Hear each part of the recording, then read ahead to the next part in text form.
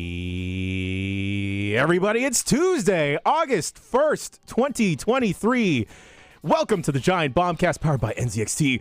This is episode 800. Boo! It's too many. It's too many podcasts. In all honesty, it's probably more than 800 because of all the Game of the Years, the miscellaneous, the E3 at nights.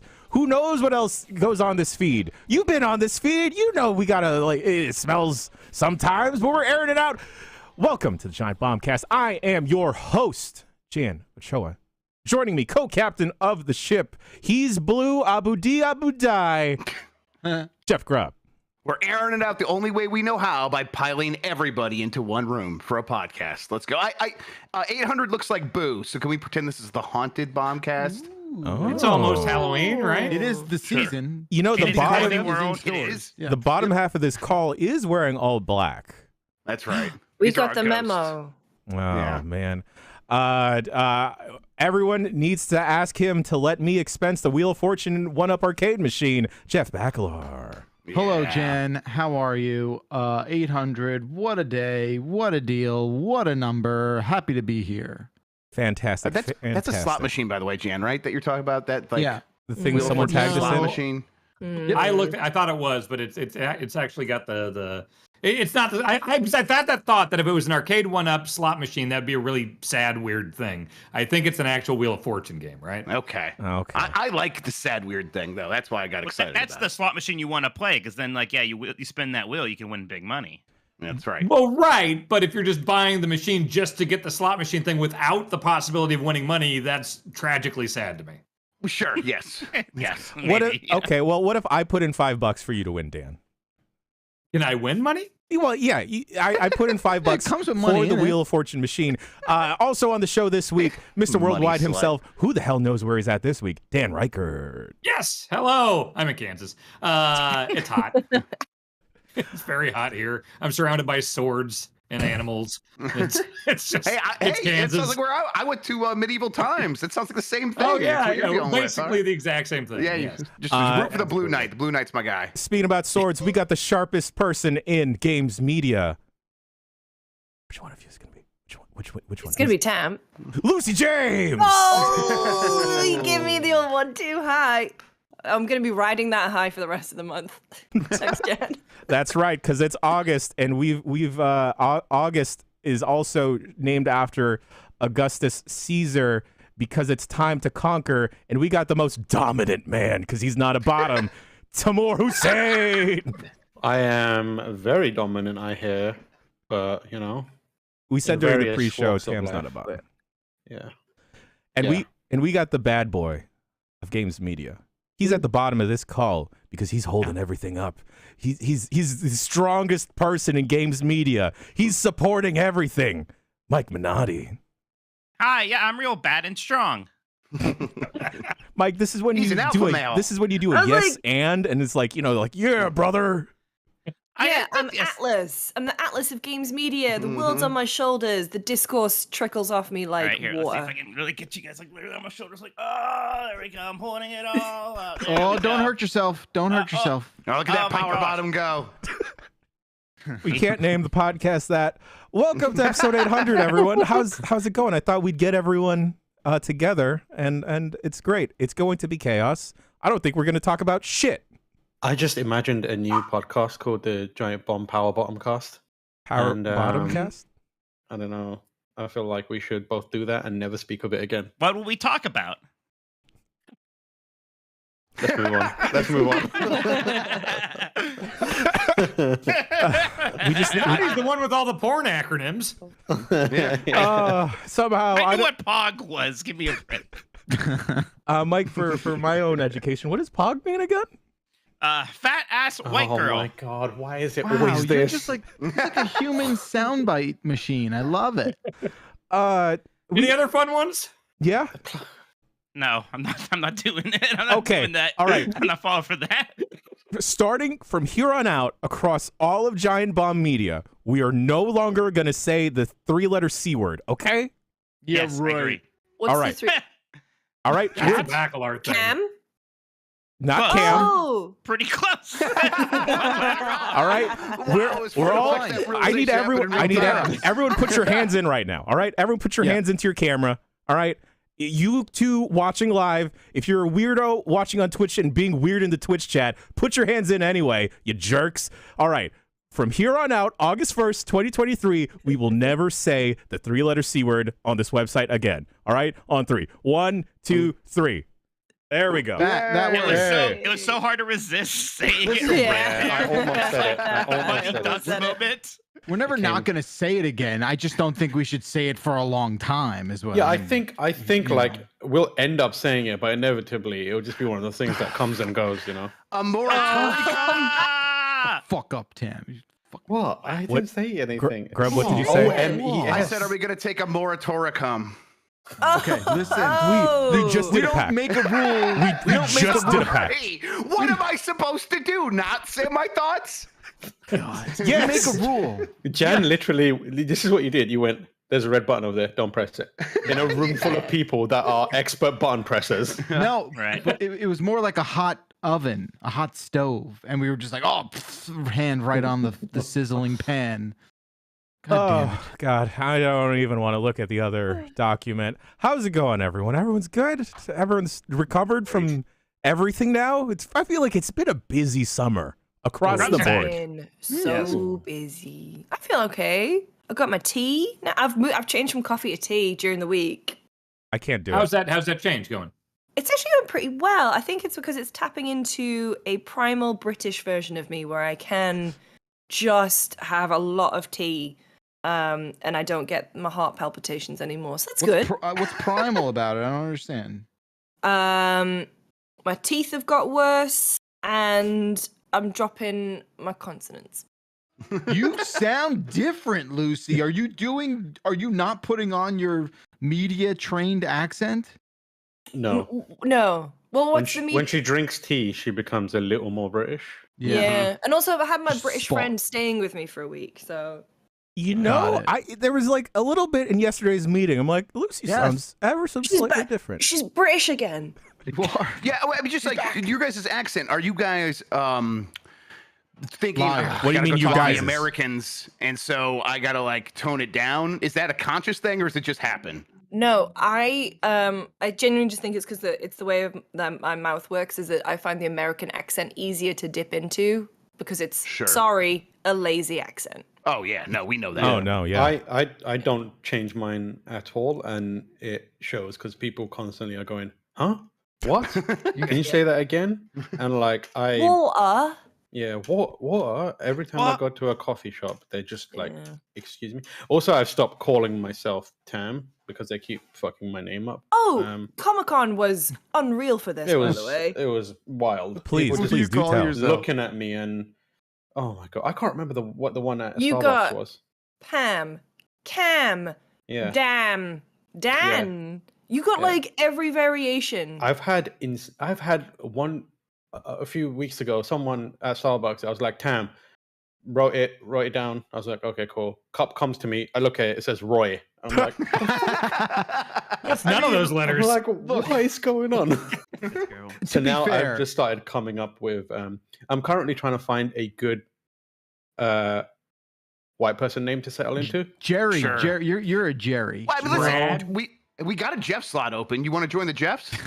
Maybe I will start calling myself Jeff. What about Listen, no one? Like it's the harshest sound. Like Jeff. Like no one ever Yeah. messes it up. Hey, It's hey, just I got a such suggestion. I'm Jeb. Todd. Ooh, Jeb. Todd. Jeb. Jeb. Jeb's Jeb. good. You could do like an exclamation point after it, like Jeb. I'm gonna Lucy and Tam experiment. didn't hear me doing an impression of a UK wrestler, did they? Of Pac. Oh, please don't. Everyone be quiet. Okay. Let him do it. Everyone Oh, clear No, space. okay. I'm not doing it in No, front of no, them. everyone quiet, no, everyone no. quiet.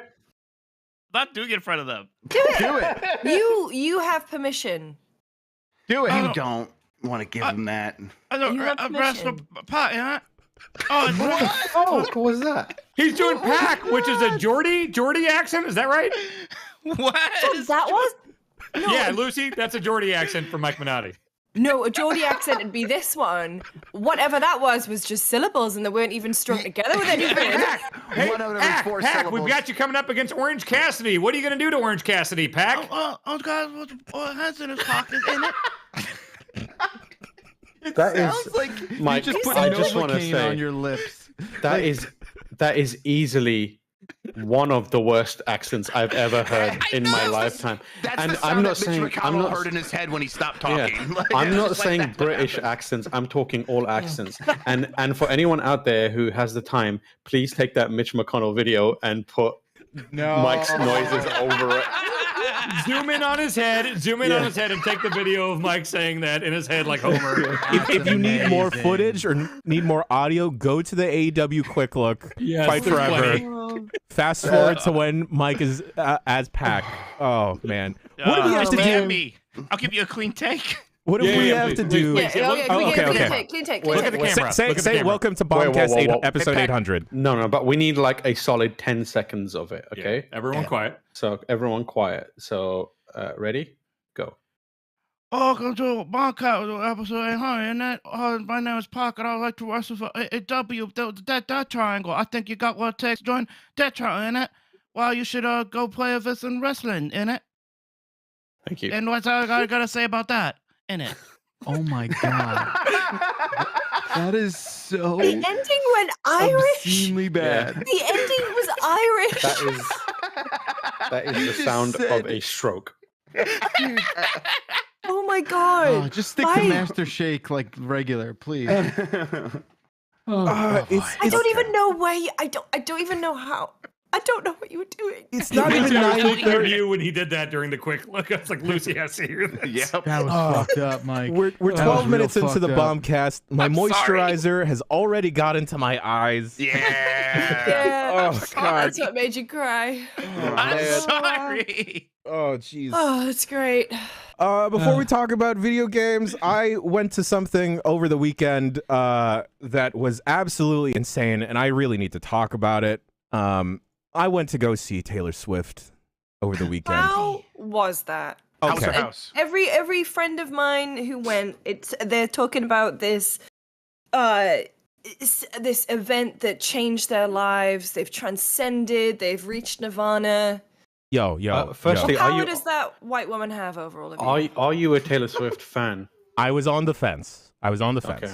You know, I know the singles. Then you saw the and long everything. back and you were like, hell yeah. Hey, can't find that clip on the internet anymore. No more, it's gone. All right. First of all, okay. All right. All right. They start doing this thing at these Taylor Swift concerts. If you used to go to raves like I did, maybe it was like 3 or 4 raves that I went to. We don't want to talk about it. People would exchange candy or friendship bracelets, right? Beaded bracelets with each other. Yeah. And my partner went hog wild. She made like 80 bracelets, and she put them on a carabiner to exchange with other fellow Taylor Swift fans, right? Okay. Other Taylor Swift fans were also doing this. It's become a thing over the concert. We go through security, and then security says, hey, you can't have those bracelets be loose. You have to wear all of them. They all have to be on you. So my partner and I jump out of line and are frantically shoveling 80 bracelets onto our wrists. And then she was like freaking out, and I was like, fine. I'll just put them all on my wrists. So I had like 40 and 40, just like beaded bracelets all up and down my arms. And then security's just laughing at me watching this happen. And then, you know what? Everyone had to do it. And then we all took the bracelets off immediately afterwards. But here's the thing, y'all. I was on the fence about Taylor. I'm now part of the Church of Taylor Swift. Yeah, now that you come out of church. Why? Yeah. Why? What, Yeah. Not what has aware of how caused this? popular she is. She is like this. I heard she came to Kansas City and it brought like WrestleMania money to the city. Oh, So yeah. many people saw this concert. Yes. Didn't yes. she cause Crazy. she caused an earthquake in Seattle or like a seismic activity in Seattle? What? Yeah. There was so many people at the Taylor Swift concert. It was like a 2.5 or something.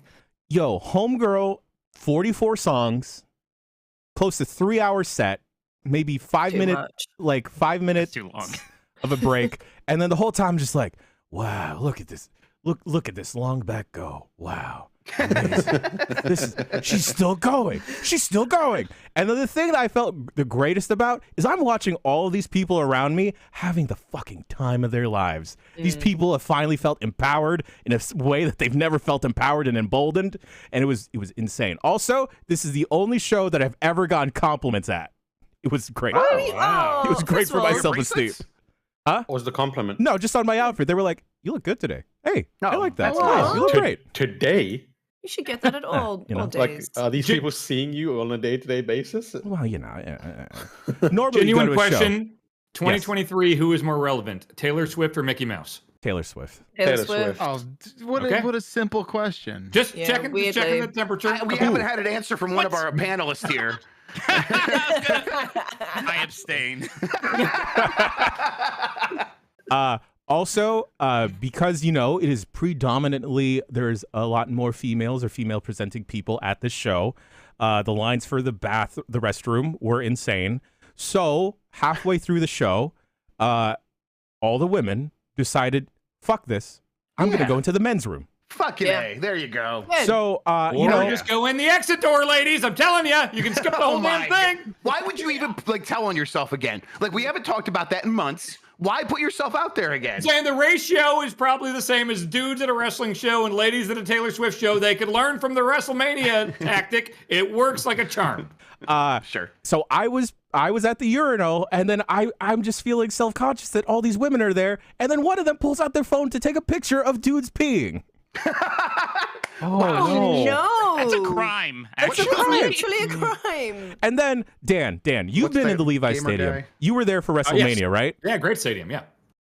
It was infinitely more insane. More people dressed up in like Than Taylor WrestleMania? Than WrestleMania. Like Was Dan, it filled too? Was it sold out? sold out. Oh, 100% sold out. Sold out. God Like damn, people on the really? floor. And then thing was, like, other than like the lack of pyro, like stage wise, absolutely insane. It felt like a WrestleMania. Well, Were there good. fireworks? That's Pyro? great. Huh. She had some pyro. Yeah. There was little bit of miscellaneous pyro. pyro outside as well. But anyway, Did she beat Roman Reigns at the end? she could have. She could have. The crowd would have popped pretty big. She gives me a like Cody Rhodes style heat. You know? Okay. Yeah. Okay. She's yeah. the Cody Rhodes of music. I think so. Yeah. Yeah. Because like yeah. Cody Rhodes felt a little bit overexposed for a bit, did his own thing, and then like came back super hot. And I feel like that's what Taylor Swift is. Super hot. Super. Thank you I'm for sure explaining it's this in like terms I understand. I appreciate it. That's what I'm here for. Jen, I watched a man put 40 marshmallows in his mouth at the Blue Man Group. I was gonna So- ask you next, Grub. They're still doing that bit? They did that when I was a kid. It's a good bit. It's a good. It's a It's really still good impressive. bit. I was- Grub, yeah, I don't care about what we were you front thought row. of the Blue Man Yeah. Group. I want to know what the gimmicks thought of the Blue Man Group. So we were front row, and they were pretty impressed initially, and then about halfway through, they're like, after every bit, they're like, "Is this over yet?" Very loudly. That was one of them. Addie was like into it the whole time. Amy was just Amy gets loud noises. It's like pretty tough for her after a while. But I was impressed. They rule. They were very fun. The going out in the audience thing, of course, we're front row. So I'm looking in front of me and I see this like step down from the stage. I'm like, well, this is gonna be something. And of course, the guy steps like right over my head. And then they're looking for two people to get married eventually. And while they're doing that, the guy does come and sit right next to me and then just stares at me for a solid 3 minutes, just staring at me while the other two are out there in the audience doing their thing. And it was fun. It was a really good time. They definitely updated some stuff because they had like some big iPhone bits on the stage where they're swiping on the screen and stuff. I guess maybe that could be 10 years old now at this point too. But They did a thing was with me a few time. years ago where they came out to the crowd and I was on the aisle and they came up, they brought a big hose to me and I was like, oh God, what are they going to do? And they like shove it like up to my mouth and they like kind of, they did covered that it to away. you? Yes. Yeah, they did it to me and they covered it. And so like I started selling it, like convulsing, like something Of was course. happening to me. And they had on the screen, it had like a camera going in for like an esophagus. like, down transitions, the body. right? Yes, And it I goes just all like, the way my down. They nose did was going that too down. when I was a kid. Yes. That's Yeah, it's a good bit. Yeah, And it's a great show. They're awesome. It was really fun. It was 90 minutes. It's like all of the bits are really good, and you get really excited. And the drumming, the stomp part of it is actually always a good like reset your expectations. Jeff, what was and then they go back better? and do something funny. Medieval Times or Blue Man Group? I think for me, Blue Man Group was a little bit better, but they were both really fun. Medieval Times was fantastic. Your guy win? My guy just got absolutely crushed. Which Drew McIntyre did you have? I got the blue Drew McIntyre. Yes, so they're all long-haired beards. Yes, they do the dressage, the horse stuff. That was fun too. But no, the Blue Knight just immediately lost in the very first fight, and then I didn't see him again for the rest of the night. Like he just took it died, off. right? Yeah, he fucking died. Yeah. Oh wow. That was good too. The kids, Addie got a toy sword that lights up glowing with like all the rainbow colors, and every time like the Blue Knight had to do something, she was just holding it up like, you have my sword, the entire night. Nice. That's so cute. Yeah, she was super into it. It was a lot of fun. That was a good Backlar, time. didn't ours suck? Like our night lost right away, right? When we went? Oh shit. Yeah. Sure. I remember really rooting for him, and he just You guys were sucked super ass. high, so I wouldn't expect you to remember. Yeah. Yeah, we were all very. They didn't make stoned. it out So of were the parking lot. horses. Yeah. When I went on my high school DC trip, our night one, I don't think I ever got into a show more in my life than rooting for our Medieval Times. I had like an autographed flag from him. Somehow I found him and made it autographed. It was in my room for a very long time. I wonder That's where that thing is. incredible. It's in a box So somewhere. I sad. gotta find it. My wife. My wife. Alive. Thank you.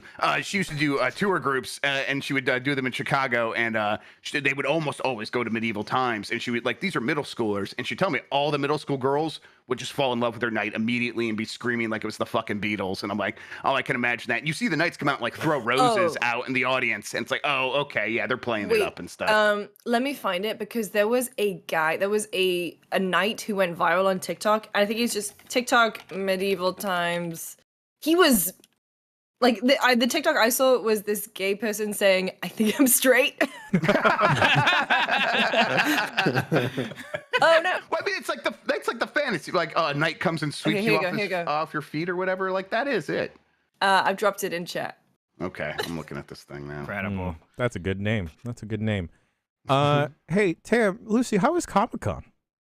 Oh, well, I was going to say, if we're talking about shows that we've seen, Oh, please, yeah. fuck Comic-Con. Because Tam and I saw a magician at the weekend. Okay. Is it Nick I saw Ivory? some- He's in San Diego. No, it we was saw Jay Sam- Alexander. I saw some threads.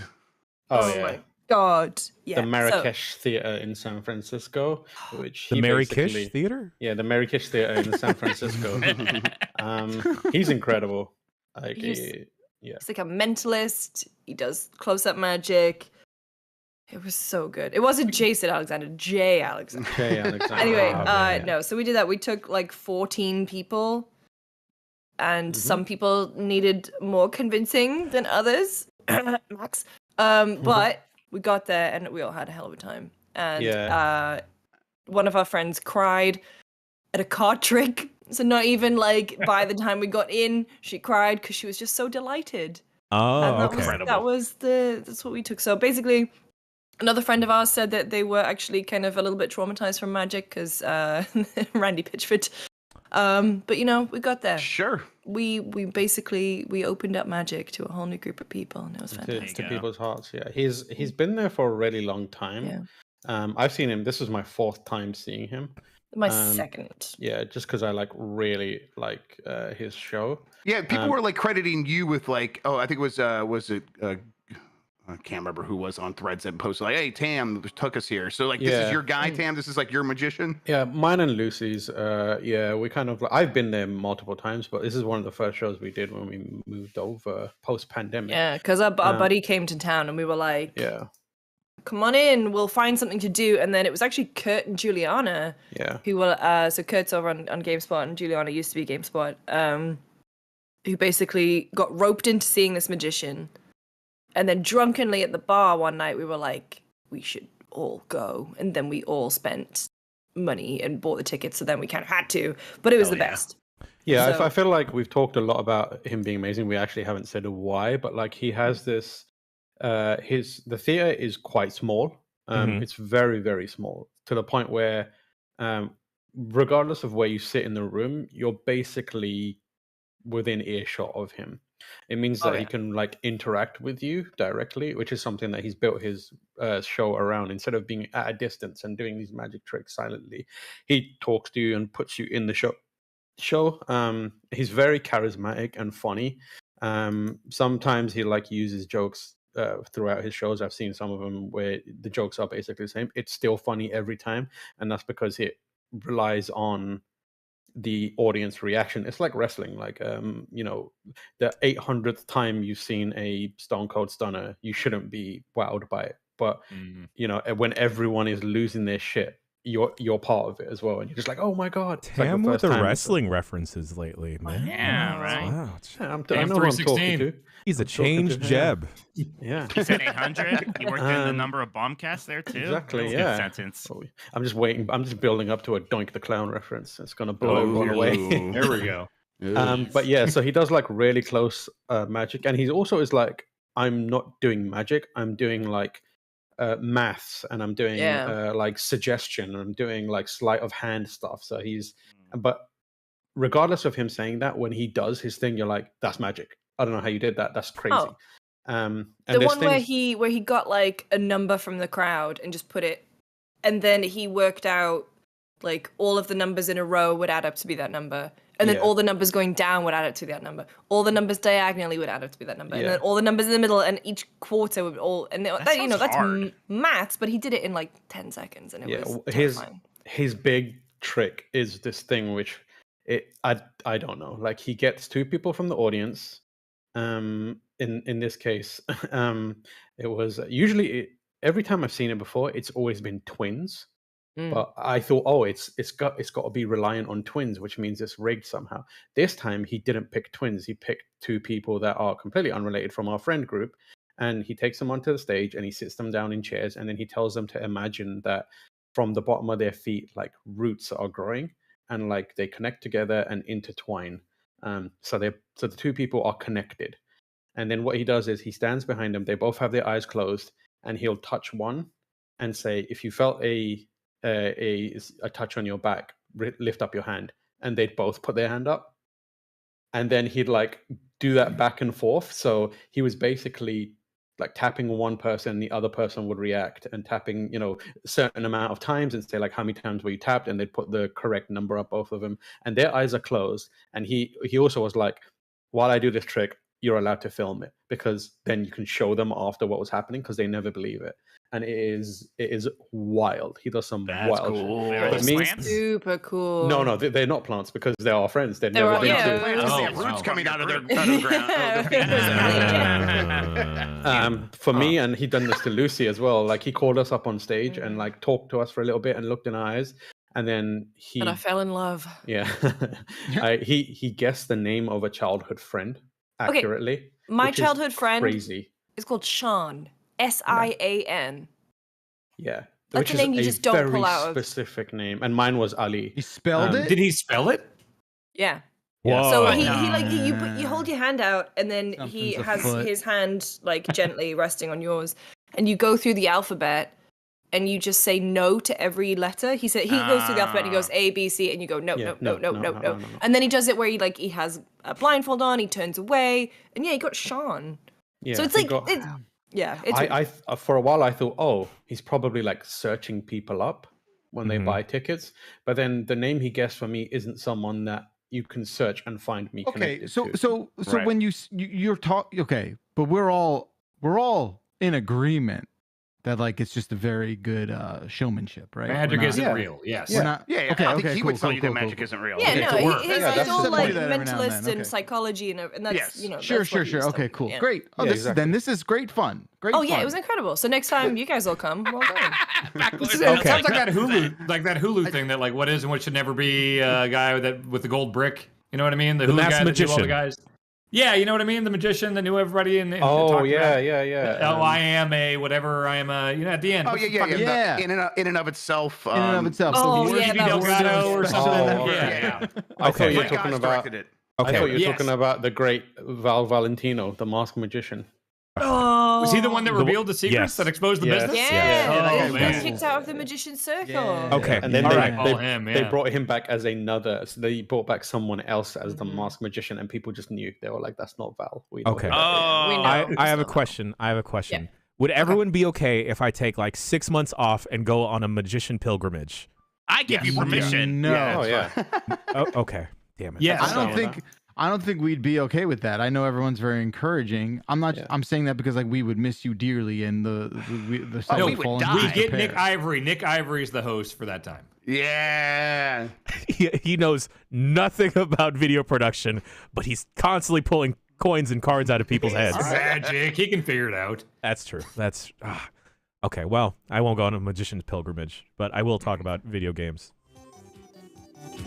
800. Oh my gosh. 800. Wow. 800. Who's Almost been here referenced for Takara most of earlier. the? Who's been here for most of the 800? Jan, right? You're Jan, you're yeah. the guy. Dan, right? Might be Yeah, but me.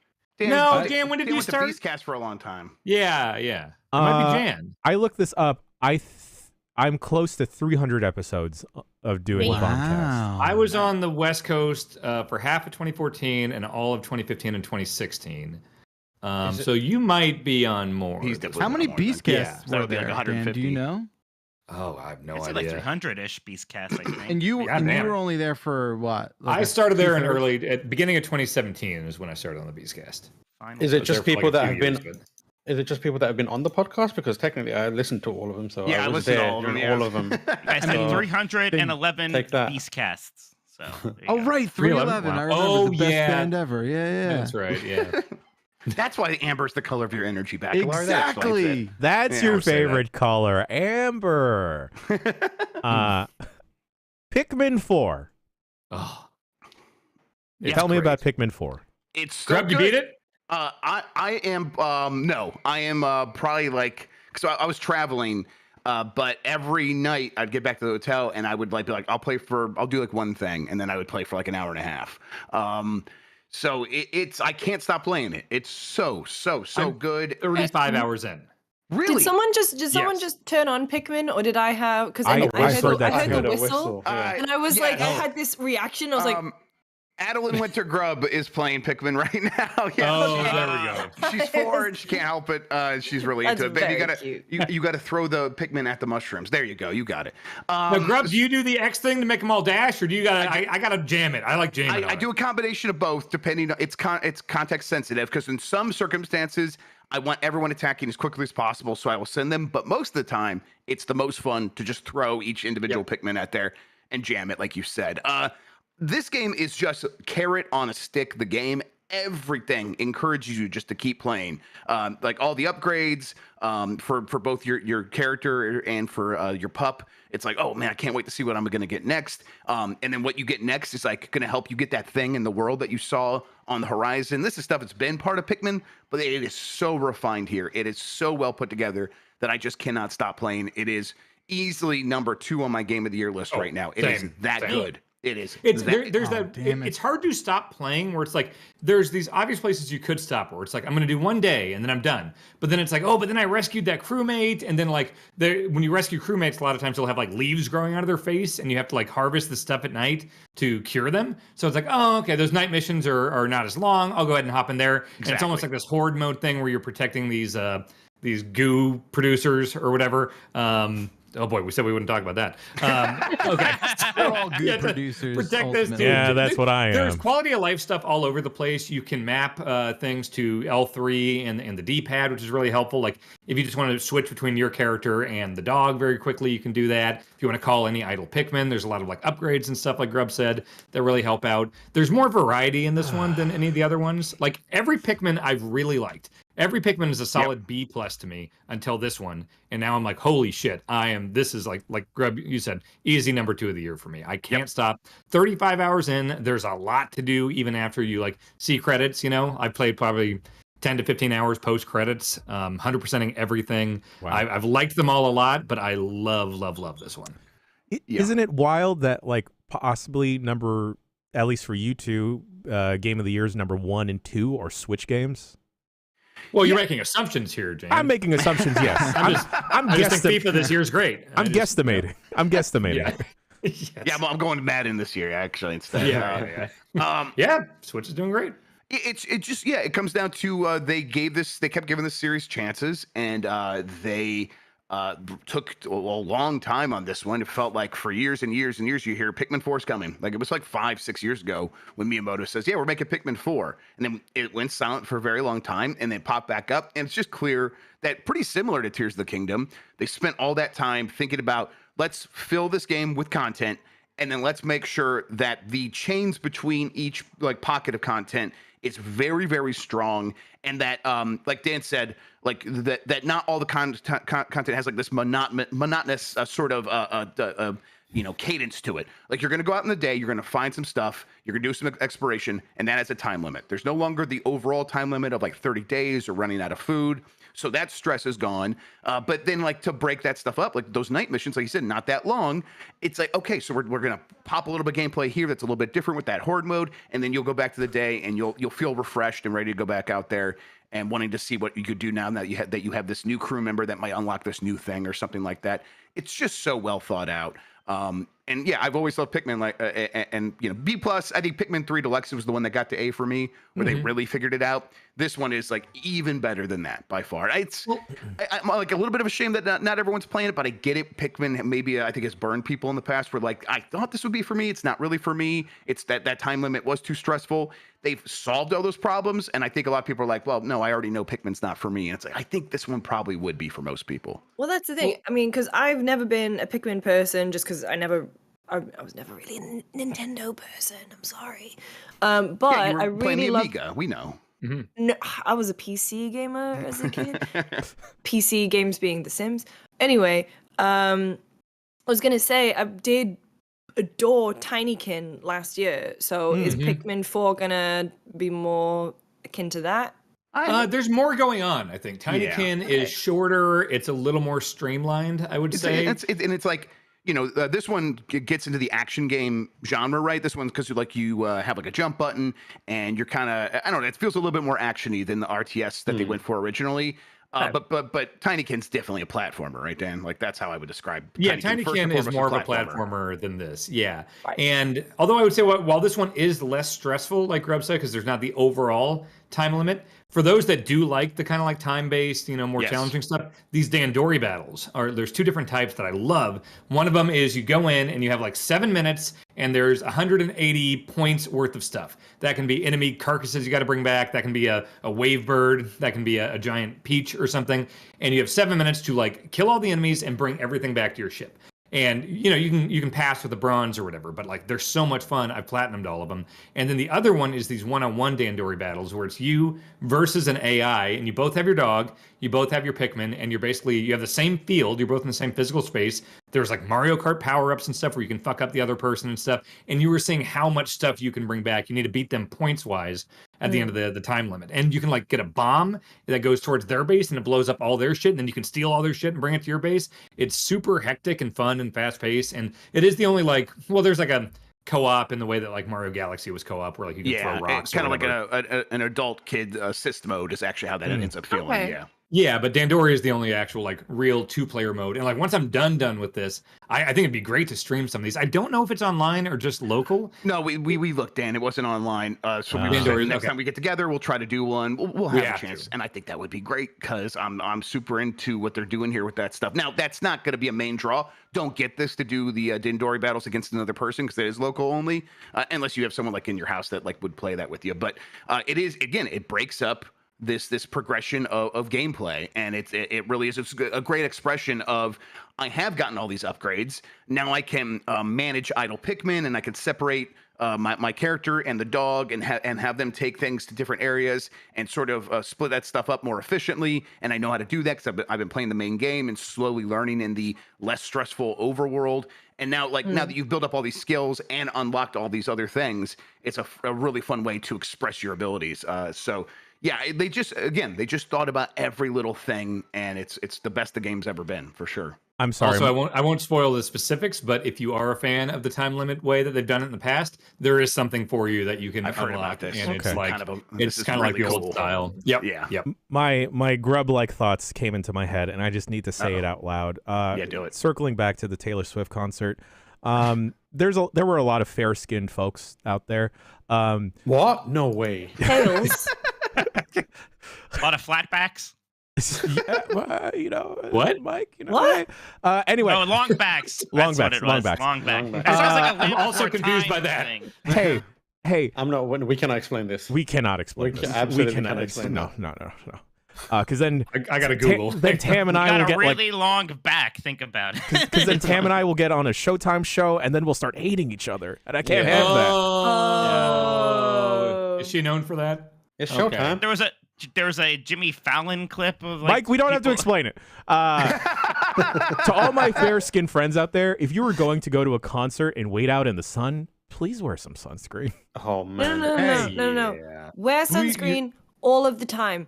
Well, that Every too, day. yes. If you leave the Look at my house, you put cheekies, sunscreen yeah. on. Look at me. Yeah, Oh, yeah. Please, we're just Hey. gonna ignore the freaking. You're gonna be out for a long time. You're gonna be out for a elephant long time. I in the think. No, room. every day. Every day. Every day. What's the elephant in The the room? sun is the worst thing for your skin in terms of aging, Mhm. in terms of issues you can have later. Always wear You want to sunscreen, my talk about friends. hating the sun? You're preaching to the choir, there, friend. Okay. Yeah. Yeah, I know. Qualities It's a have to whole worry about hassle, this though. nonstop. It's all in your face do and hate- I eyebrows hate and it. stuff. Get I'll do a out. 2-hour walk It's in the desperately crazy sun uncomfortable. with no sunscreen. Dan, Just you're gonna bad, look. Dan. Now, Bomb There is is- very adamant. She does there is it a every day when way- she takes her walks. I There's- don't do it. Let me give you a tip for it. Simply do not put it in your eyebrows. That's it. Wait. It goes down. You sweat and then it goes down. No. You Dan, have put to it do it directly here. on You gotta your rub it Wait, in. no, You wear should a not big leave straw your hat. apartment. You should not I gotta leave put it your up here apartment. because I don't have hair anymore. So then If it you- goes down. This is what people do. They put the sunscreen on and they come out and you can see they've just got white cream all over Yeah. their face. Yeah, I hate Rub that. it in. Do a little bit at a time. White and rub cream it don't always in. all have a over their mirror. face. Listen, If you're we at the said we lake weren't or going to talk about something, it. You don't have a mirror. You're at the lake. You can't tell, and you do it, and you look like a damn fool. Look in You the gotta water, do something Dan. for the top of your head. With the Dude. baldness, you have to. Why, just you do know a who little looks bit like at a a damn time. fool? You know who looks like a damn fool? Dan, my fucking dad, who literally has to get like chopped up every 6 months because he's got all these fucked up growths on his face Oh, from not putting sunscreen on. Right? He's Yeah. a 70-year-old man. Just shots And- fired at dad there for no reason whatsoever. Well, dude, he's aware. What's his of name? it. Louis? Lou? Louis fucked up. Louis like, yeah, fucked up. Fucked Don't up. giant Well- bomb. This is a giant bomb PSA. Don't be like Louis. Yes. Does be it say like something Louis. pack? Be like No, Sweet no. Lou. Pack doesn't need to say Be, it. be like Sweet Lou, except for lack of sunscreen application. Okay? If you're outside for more than 15 minutes, you should be wearing sunscreen, straight up. Well, If you're outside, it will put sunscreen. yes. You know, Backlar, you put taking out the garbage. you know, said put fucked up little Okay. growths, and that reminds me of a game that I've been playing. Hello Kitty Island Adventure. Oh, is it I'm so good? curious. I downloaded it, but I haven't started it yet. All right. I'm maybe like an hour or so in, so I'm still learning all of the Hello Kitty mechanics. She's 5 apples tall, by the way. Right. Shouts out to Karopi Ew. gang out there. I had a Karopi backpack growing up. I don't know why. It was a fun frog. She's also not a cat. She's a little girl wearing a cat mask. Everyone, let's get that out of the way. Wait, Move what? on. Yeah, it's messed up. Yeah, we don't need to No. talk. We don't need to Is the explore frog lore. actually a frog, or is that a boy wearing a frog mask? No, that's really a frog. It's That's- yeah. What? Hey, Wait, I is think there a maskless Hello Kitty? I'm sorry, I'm really. I know he brought up so we can move on, but like, can you see Hello Kitty I without the fucked up. I'm mask? so sorry, Jan. I'm so sorry. Can I see? don't- Can I see Hello Kitty like Do you vanilla? have Google? We're not going to stop you in your perversions. Go I do what you wanted to got have to a do. conversation with my friends about it instead of engaging with a computer, Jeff. I don't have an answer for you on this. I've never had this urge to I don't see think maskless there is Hello Kitty. official maskless Hello Kitty art. There isn't. I'm Yeah, looking. you could find. You could. I just searched maskless Hello Cat. Hello, cat. Hello Cat. Hello, cat. I'm not a kitty anymore, Dad. Hey, whoa, hold on. Did you know Hello Kitty is not a cat? That's Well, what it's we're a talking about. cartoon. It's a cartoon. I God found damn this it. out recently, Wait, and what? Hello Kitty is not a cat; it's a human. Yeah, that's Wait, what. that's what he literally just said. That is the whole thing we're That's talking about. Oh, okay. Everyone broke up for me for a solid minute. Okay. So when I came back, that can't be true. I've been sitting here Did you quietly just thinking about black Hello out Kitty for on a my own. second? Everyone, I heard it. Absolutely a cat. I heard like you guys say Hello Kitty, and then everyone went, and I was like, okay, Backlar, wait, what? my computer's freezing. Backlar, what? I said it's absolutely a cat. It's No, not. it's a girl in a cat mask. According to her backstory, she lives in a No. London suburb with her family and is close to her twin sister Mimi, who is depicted with a yellow bow. Can't hear you. Sorry, it's a cat. Is this like the guy that paid $20,000 to look like a border collie Yeah, recently? Yeah, exactly. Now you say it's a cat mask, but like she also has little paws, like in hands and feet. Gloves, Yeah, she collects socks. the It's furry an costume over time. anthropomorphic cat, I don't. meaning a just cat wanted to say first so- that now has Yeah, personal. if you about this like game that I'm Animal curious about, Crossing- introducing to my children.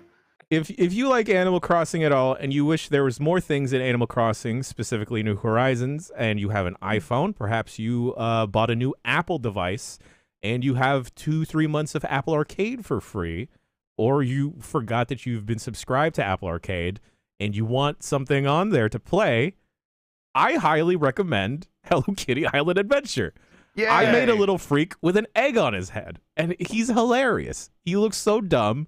But here I am farming all over again. It's scratching the same itch as God, what was the Disney game I was obsessed with? Island Adventure. Dreamlight Adventure. Dreamlight Valley. For perverts. The Dream Drop Distance. Yes, Disney dump truck avatar. yes, that one.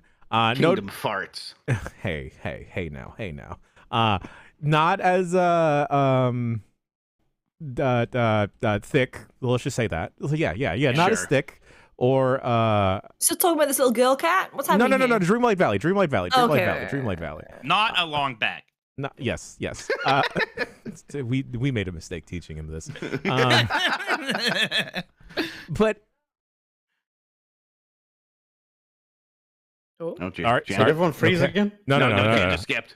Okay. Hey, I spent an hour in. I actually want to quick look this game, so I'm gonna have to figure out how to hook up my Apple TV to my capture set if it'll do it. Nice. If you like Animal Crossing, or say you have a young one in the house that you'd like to introduce to a game similar to, hey, I'm talking about games. Similar Not a cat. I get it. to Animal Crossing or like management type of stuff, I would highly suggest Hello Kitty Island Adventure. It's fun. It's great. So, you touched on this, Jan. This is the thing. I'm like, so I am curious because my kids would like this, but we you know, I like the sideload stuff, so I got all Android stuff. So we do have like an old iPad laying around, but I think I would just want to get something new and hook it up to the TV. Should I get an Apple TV, or should I get like a Mac Mini, or does anyone have like an answer for this? Is there like a good thing I should go for if I want to get into this ecosystem on like a light scale? I think if you have a spare TV or something that needs to be hooked up to the internet that you want like as another Plex TV or whatever, like getting a cheap Apple TV would do the trick. And I think it'd be serviceable. You can hook up any type of controller to the Apple TV as well. So Right. I okay. believe you could hook up like an 8-bit do or even a PS5 DualSense to it. Like I put my Backbone onto my phone to play Hello Kitty Island Adventure, working completely fine. It's great. I think the gimmicks would enjoy it. It would also You could just use Apple. You could cast it, right? yeah. You could screen mirror. Yeah, I could try. I'll try that. It's Okay, not that old iPad like out. I've been playing it, and it's not, the inputs aren't complicated. Like you can just it's just like walking around. Also, It's they may be slightly more finicky. well versed with touchscreen controls anyway. Yeah, Yeah, they're fine with either one actually. They go back and forth. So okay, yeah, I'll see. But Apple TV is probably the way I'm going to go though. That seems good. Grub, it may set them off on a terrible, terrible obsession. If they like Kirby, they're gonna love the shit out of Hello Yeah, they're gonna Yeah. love it. Once they see Choco Cat, it's over. They've just discovered Hello Kitty or rediscovered that these are the kinds of things that like come into their orbit and like they're like, yeah, not right now, and then it comes back like, no, I love Hello Kitty, and that just happened in like the last month. So I thought the timing was fortuitous, and I'm like, I will try to encourage this. Whatever, let's go from one thing to the next. Let's get into Hello Kitty now. Kitty era. Yes, Hello Kitty era. We're all just gonna go into our Hello Kitty area. We're all gonna wear fun bows.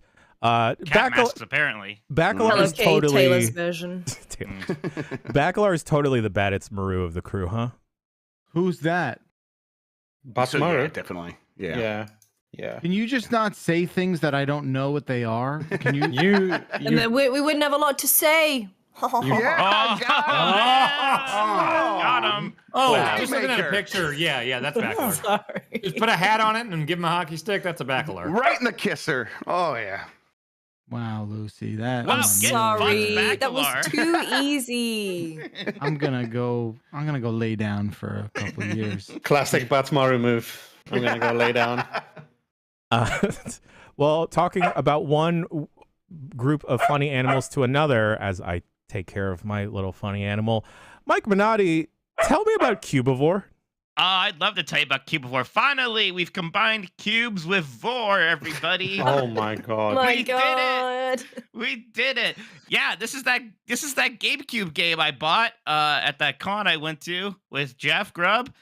So I always say it's a collection, but it's a practical collection. I will play these games. So I played 4 hours of Cubivore last night, and that is a very weird video game. It's the only video game I ever played where you can acquire hump points. Yeah. So you Excuse played. me? You Hey, played. What's going on here? You played You 4 played like hours. Hentai Quest or whatever. So like, what is the? What did I I come think- back to? What? Wait, what's it Talk called? about hump points. Minotti's doing Cubivore. porn stuff again. No, it's a Cubivore. GameCube game. It's Hey, called Cubivore. Lucy, search Cubivore price charting. All right. No, now don't let's do get- that. Wait, I'll do it for you. So Looking, your I'm looking. $125 an hour gameplay. Tell me how that's gone. Yeah, it's a pocket weird. change for Minotti. Wait. Why is it gone from just on the 28th of June it was $500 and on the 21st of July it's gone down to $275? I think you Don't might say have- that. Are you serious? Not got People hosed. like play it. Yeah. Oh my Everyone god. watched me play it. We're not paying that. We're not paying what he paid for that. By streaming it, he devalued it. Wow. somehow. Oh my I heard God. The about the hump change points. in trajectory looks exactly like NFTs. This is wild. Thank you. Mike, you're not investing. Like this is No. like you. This Collecting. is to have. Yeah, I don't plan on selling in this stuff. I like the GameCube a lot. It's fun for me to have a nice collection, and it's fun to get some of these. Like, I don't want to get a rare game just because it's rare, but Cubivore is kind of like known as being their rare game. It is a Nintendo joint, even though Atlas published it Oh, in the US. It's known for being rare. So, like Cubivore's a game I always heard about. I remember reading about it in magazines back when it was like a Nintendo 64 game. Yeah, 64 DD game. Yeah. Right. So I Dog. just, Oh, This hang on. looks like ass. So Like, I'm what on. the I'm fuck on. is Wait, this? wait. I'm on the Wikipedia page. There's a whole section just mating. Another Yes. large focus of Cubivore is on its mating system. sure is. At certain points in the game, a Cubivore will face a boss it simply cannot beat, since it does not have enough limbs to attack it successfully. Thus, a Cubivore sees fit to enter a love tunnel, whereupon it can The mate dating with scene's females gotten real and, weird since I've been out of it, guys. I don't and know. inhabit a new generation of Cubivore, now with an additional limb. Why does Yeah. it look The like fuck it's is this on game? It looks like it's a Nintendo 64 game. It is. It was. It is. So Oh, it was one of those. So here's what happened. The N64 was, Was it it was okay. N- Yes, but then the okay. 64 DD was this promised thing that was going to get added on. Nintendo made a few games for that. It never came west. Gotcha. So what they did instead was they just put a few of those games on GameCube. Alright. Yeah, Animal Crossing wasn't exactly the same path, but it was similar. But it just looks like an N64 game, which is wonderful because Mike doesn't like the N64. Nah. So the What? idea that this is how much he spent money. This is the game he spent the most money on was an Why doesn't he N64 like game the essentially. N64? Because he's It's a mid. piece of shit. I mean, You had brothers. You had brothers. You weren't playing 64, the best multiplayer console of all time. They would make me play GoldenEye, and I never liked it even better. Make you play GoldenEye. I'm in agreement that I think the Nintendo 64 controller is one of the worst things to happen to humans. But Top three. The console itself, I think, is really good. I like Mario 64 I don't need a lot. my controllers to have a dick. It's Yeah. not necessary. Oh my God. Speak for It's so yourself. comfortable to hold that Analog Stick is still the No. best one. It's the best. Well, no, GameCube's better. Wavebird's better. 64 below that. He And doesn't then like the maybe, Wave Bird either. Yeah.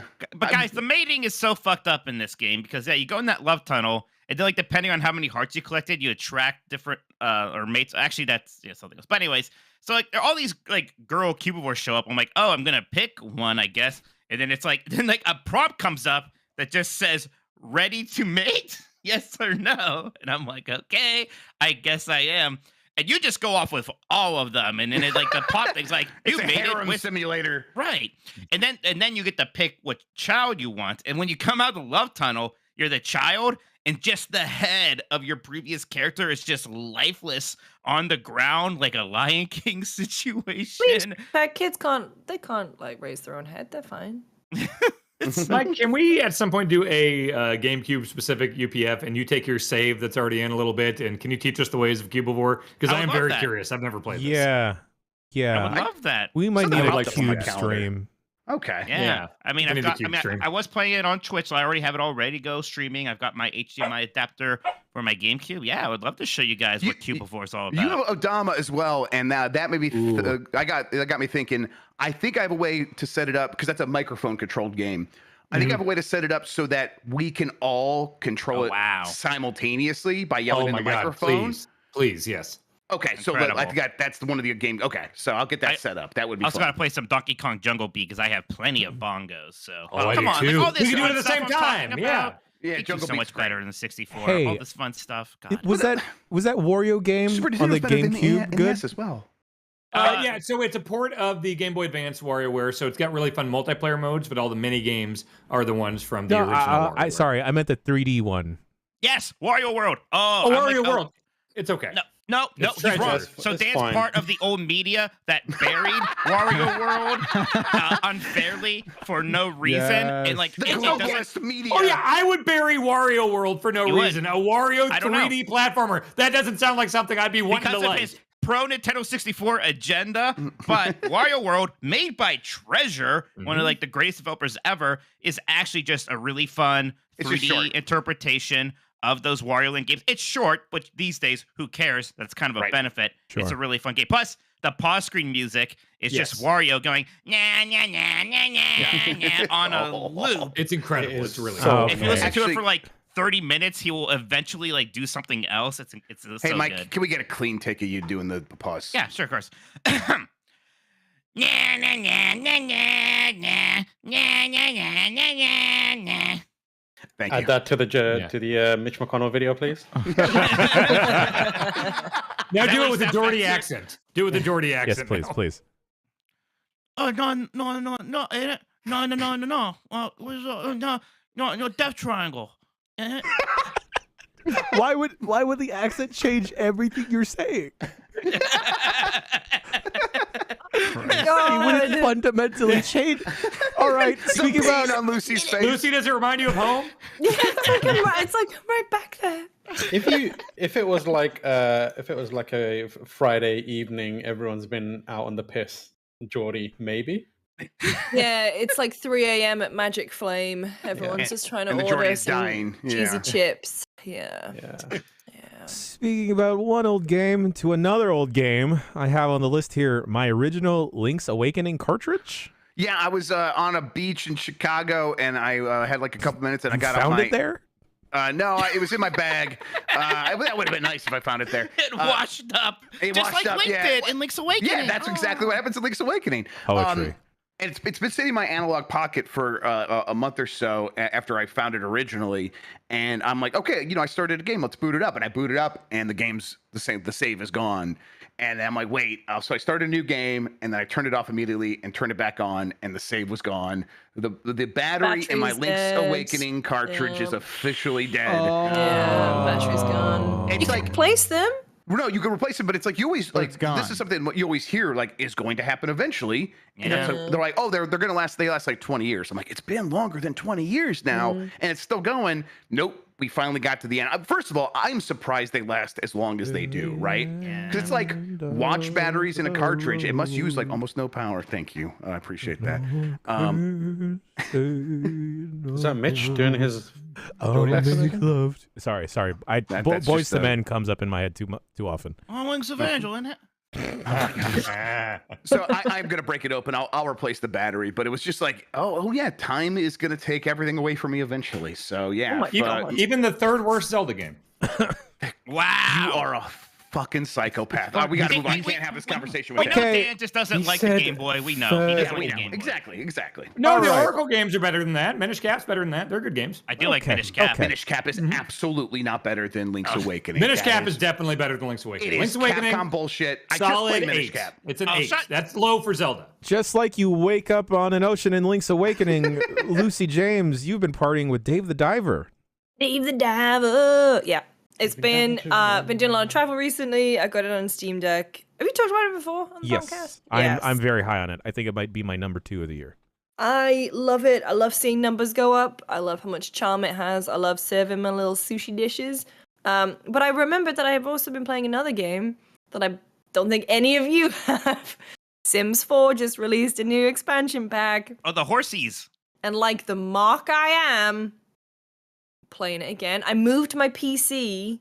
I said it was for Baldur's Gate when I tweeted this out to sound cool, but really it's because I wanted to play The Sims on my couch. So I moved. So thank you NZXT for sending me a new PC, but I put my old PC plugged into my TV. And so they released the new horse expansion pack. I've got some qualms with it because the Sims team has been pretty brazen about just taking shit out of other expansions and selling them off for their own. So like they had a cats and dogs expansion a few years ago. They've also had like in Sims 3, they had horses in the pets expansion, and then in The Sims 4, it's like, no, horses are gonna be their own thing, you know? So it's just another way to squeeze $40 out of people. It's good. It's fun. It should have been either in the cats and dogs expansion or cottage living. I'm sorry, I will move on, but it's just I've got to stand on my little soapbox and say it. It's mad that they didn't put horses in cottage living. That's Yeah, crazy. they put cows Cats and in dogs there. I can understand, but like cottage living. But the come thing on. is as well about not putting it in cottage living is in the horse expansion pack, to make it more robust, they've put mini goats and sheep. Why would you not put mini goats and sheep in the cottage living expansion pack What where the you're living fuck? off the land? What the fuck is wrong with you? Anyway, Messed up. Well, I do have a question. I'm always curious about that. Like, if I get cottage living and I get cats and dogs and I get horses, do they all like interact with one another as you would want them to? Oh. yeah. Every time you get a new expansion, it It merges all with stacks. everything else. Yeah. It's just like you get extra items, you can get different animals, and there are different. So I'm trying to think of ways that they can interact, but I'm pretty sure they can. I Anyway. do want to get back into The Sims. I haven't played The Sims in a very long time. And I want to do the most feminine thing in The Sims possible. I brought this up before. Is that still the 100 baby challenge or whatever it is? Or People still do that, yeah. But now what The Sims has is they realize that people are making these challenges by themselves. Now when you boot up The Sims 4, it has a bunch of pre-made challenges that you can just do. okay, And they are rated by difficulty. So Okay. I personally am not a challenge player. I build. I'm a big builder. Actually, Sims 1, I was live mode. Sims 2, building in live mode. Sims 3, I didn't really play much of Sims 3 to be honest. And then Sims 4, I'm very much more of a builder. So Now, and are that, you- just kind is of- that like the difference between like creative and survival modes or whatever? Like what's Yeah, live build- and what's build? live is just like playing Okay. the Sims, like Right, getting people up okay. a career track and having family and whatever. And then build mode is just you build houses.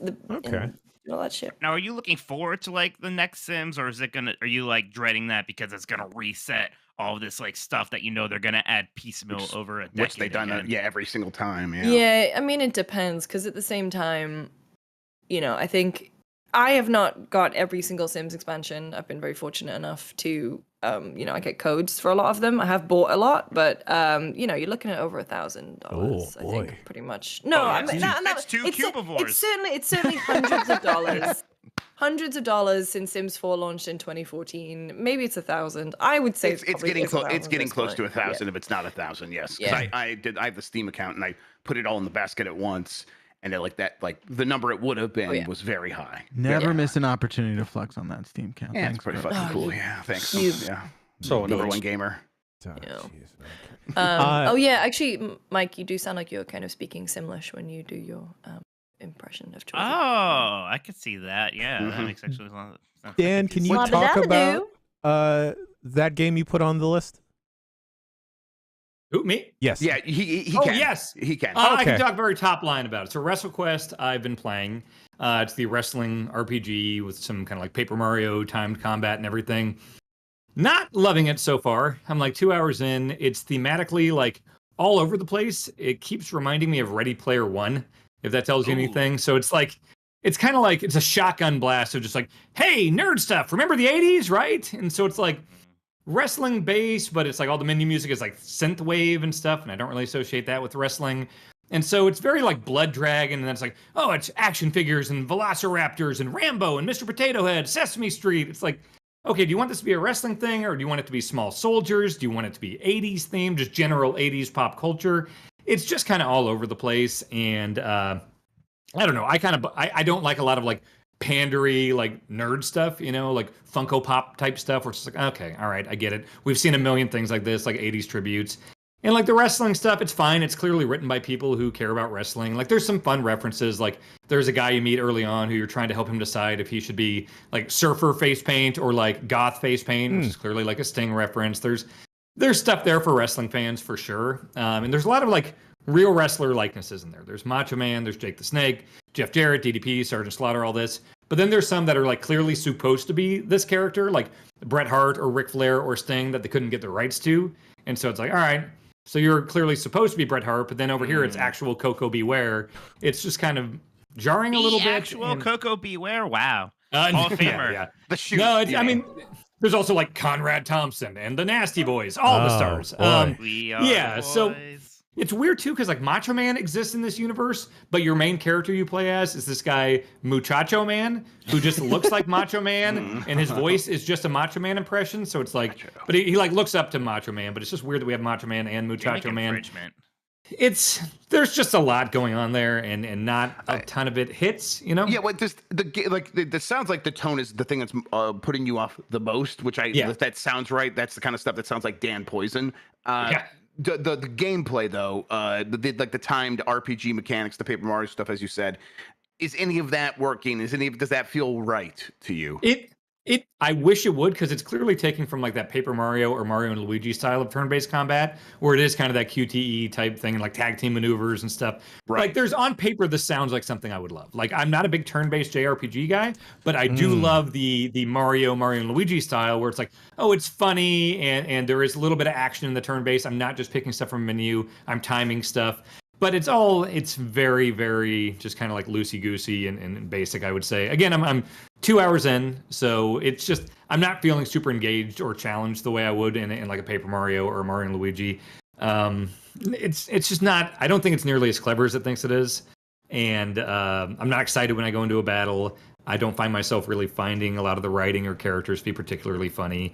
And like, yeah, I love wrestling, but it's like, I'm not such an easy mark where it's just like, hey, we put wrestling in this video game. You like it, right? It's like, it's just not really doing it for me, frankly. That's a bummer. That's a shame. I was looking forward to this, but Yeah, I was curious. yeah. But I think some people have been enjoying it from like, you know, the preview coverage and stuff I've seen. It's just not doing it for me. And like Grubb said, it is kind of like poison for me whenever I just see like pandery, like nerd stuff. And this is a lot of that. So okay. Yep. Well, going from one combat sport to another combat sport, Tam, you've been in the streets. You've been playing Street Fighter 6. I've been fighting in the streets, baby. Nice. Yeah, Freshly trained. yeah, not much more to add to everything that's been said. It's still fantastic as a game.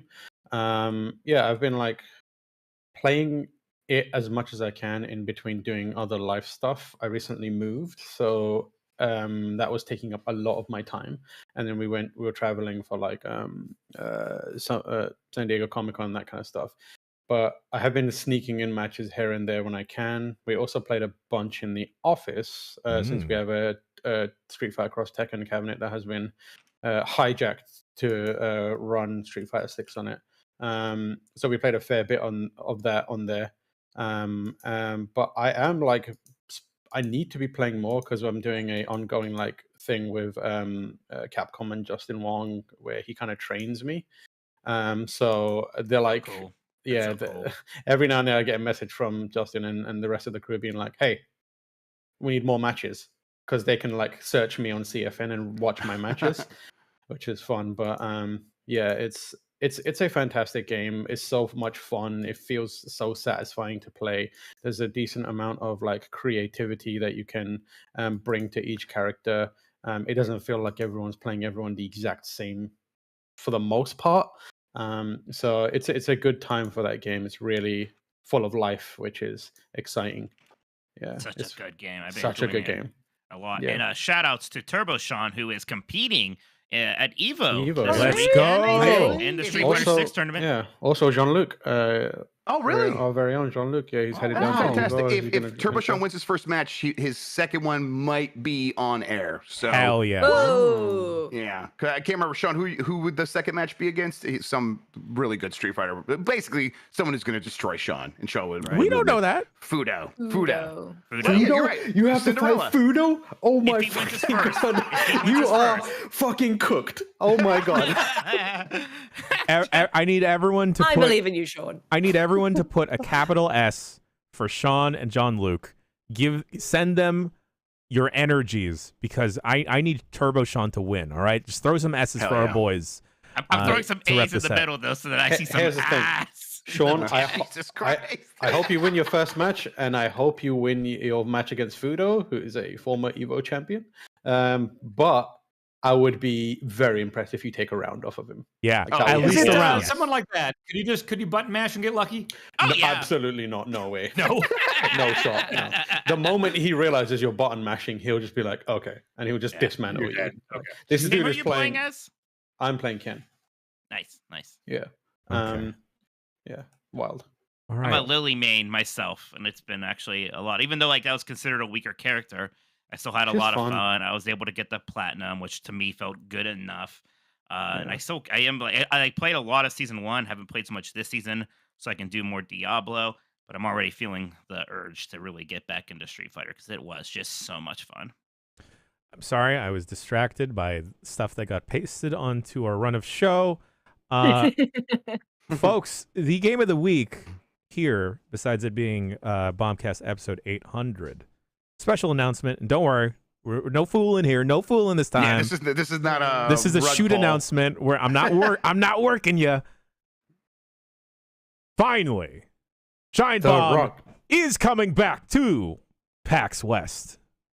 Yay! That's right. Tam, Lucy, Grub, myself, and Mike, are you going to be there? To be determined.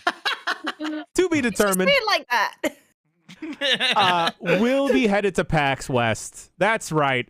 Come party with us. Let's go. Let's go eat some clam chowder. What else does Seattle have? Let's throw fish at each other. Is Seattle clam chowder? I thought it was don't. Boston. Boston was club. Yeah, I don't think so. Oh, oops. I don't know. Washington State clam chowder. Let's go. We're gonna make it a Jan, thing. you ignorant slut. Buffalo Wild Wings? They got a Buffalo Wild Wings? That They it do? closed. It closed, Dan. Oh, it closed? What? It Oh, really? closed. Yeah, the Buffalo Oh, Wild Wings Oh, is gone. I know what they have. They have tossed salad and scrambled eggs. Thanks. Cool. Look Frasier on, references. Okay, all right. Oh, I'm gonna do let's so read many more. Frasier references. You don't even. Yes. Oh, I'm very excited. I actually started watching that recently, and I'm very Hell into it. yeah. Yeah. My friend said they've got dicks there. They do. Like a bag Wow. of dicks. Yes. Bag of dicks. A You- bag of dicks. You can get a bag of dicks. The bag of dicks is not the best that I've had, but it's up there. Okay. Oh, classic San Francisco. The real good bag of dicks are in San Francisco. I know a place. Hey, there is a place that will sell you a sweet bag of dicks in San Francisco. Of course they will. I like salty dicks, so leave me Yeah. out. Yeah. Oh, we can't replace the C word with dicks. We can't. It would I be think much dicks better. is a funnier To be word. clear, way better. Dicks is really funny. Yeah, way less upsetting to people. I think. Yeah, the next Bombcast will be brought to you live from a Dick's Sporting Goods. It's going to be There you great. go. Dick's All Last right. Resort. Remember that? I had to go there yeah. on I was like a freshman on a high school trip, and they took us to a Dick's Last Resort. Very uncomfortable. Did not Oh. like that at all. For reference, that's the place where the servers are rude to the guests on purpose. Yeah, I walked by Sexually, one. though. Oh. Yeah, in Sexually San rude. Antonio, I walked by a Oh, I don't table like that. in January. Yeah, that- There was a mom at her table with like her 3 young children, and on the hat where the servers draw mean stuff, the mom's hat just said "should have swallowed." Yeah, like stuff like that. Just going up to all the freshman men and saying three little virgin, kids. virgin, virgin. Like, Okay. Oh my God. Yeah. Hey, we'll see you at PAX West. Don't worry. We won't. We'll be nice. We'll be clean. We'll be good. We'll be good. Yeah. We What should are do we a roast. doing at PAX West? Do a roast sometime. We'll have a panel. We may have another panel. We'll be hanging out. We'll check out the Nintendo thing. There's a very special means that we won't say right now, just through privacy sake, but it's going to be a fun time. It'll be a fun I'm thing to very watch excited. later. Yes. Yeah, I've never been to PAX, so this is the first time. Really? Oh, it's a good yeah. time. Same for Never Lucy, been to right? PAX. Yeah. Yeah, we've only ever been to Seattle when we were going through the airport. Oh, So, hey, Yeah, there's a we're bunch going of to the Nintendo thing will be happening at the same time, Yeah. and we got tickets for that, so we'll be going to that. guys. It'll be fun. It'll just be like San Francisco because there's a bunch of Filipinos there too. Yeah. hell yeah. Hell yeah. It'll be great. It'll be great. We'll go to the fun markets. We'll have some biscuits. Whatever. What do they do in Seattle? They throw fish. They Yeah, work they- at bunch video of game fish tossers. companies. Yeah, right. They throw fish. We'll go to the market. We'll go to the gum wall. We'll get some cheese curds. We're gonna go to Space Needle. Mike, just for Space you, we'll Needle's go to fun. the Oh Space wait, Needle. can we go? The Can we go glass to floor the thing's first? We could go to the first ever Starbucks. We could listen to Nirvana. We could Sure. create a computer operating system. Yeah. They have that'd be that fun. pop culture museum by the Space Needle that I went to there once. Yeah, It was that's actually fun. sci-fi The music. EMP and Yeah. the Experience Music Project. That's pretty fun. Yeah. Yeah, Yeah, it's okay. there's also a weird art like glass art thing next to the Oh, Space Needle. I Chihuly. got a dual ticket. It was fun. The Chihuly Garden. That I place think is that's dope. correct. I like that, Yes, yeah. we can also visit Bruce Lee's The hot grave. sauce? We can also visit where they shoot Grey's Anatomy. You get kicked by Oh. Brian Danielson. Yeah, the Grace Sloan Hospital. There we go. That's what I was thinking of. Folks, we'll see you at PAX. Say hi. Hell yeah. Hell We'll- yeah. Yeah. We'll be doing some fun things. Yep. It's fun We'll- things. We'll provide like more details about what those fun things are Yes. as we get closer. But yes, We have to definitely figure if out you the were fun things. if you want to include us in your schedule, yeah, make it happen. We're gonna Definitely be a there. panel. Do not worry. We Yep. will have a panel. What we'll do in the panel, who the fuck knows? Should have a meeting. Yeah, we should have a Perhaps. But that's it for the first segment, folks. I need to take a quick break, and I hope everyone goes and applies sunscreen during this break. And we'll see you right on the other side with some news.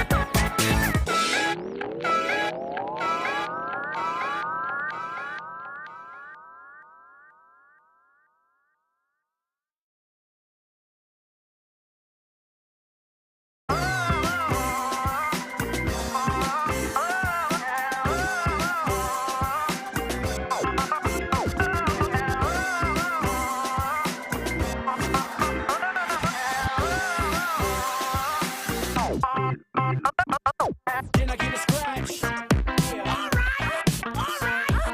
Can I get a scratch? Yeah. Can I get a scratch? Yeah. Can I get a scratch? Can I get a scratch?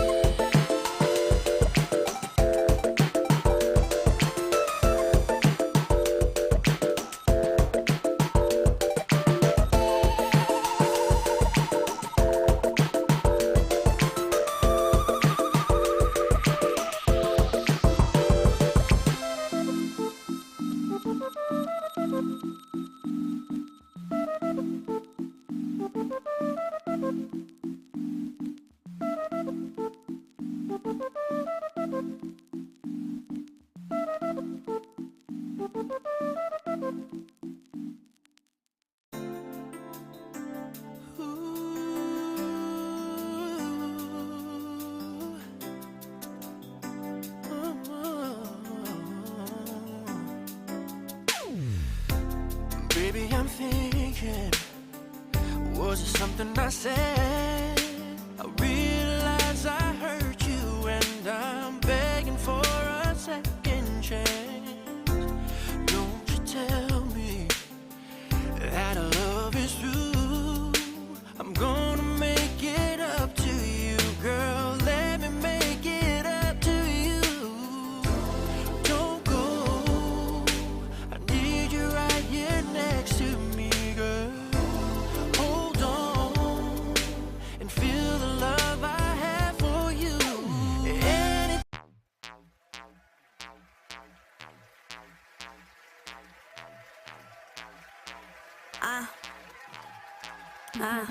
And I'm trying to stack up my paper.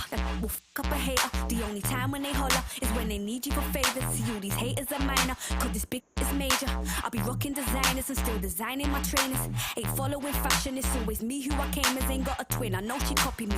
We ain't the same. I don't know you from Adam, so why you act like we neighbors? We ain't friends, I just couldn't give an F cause we faded. I'd probably give an F if I'm famous because I'm cute. Ain't no better way I can say this, cause it don't matter about the size. I could give it to Taylor, now take it in, open your ears. I still flow in your traders.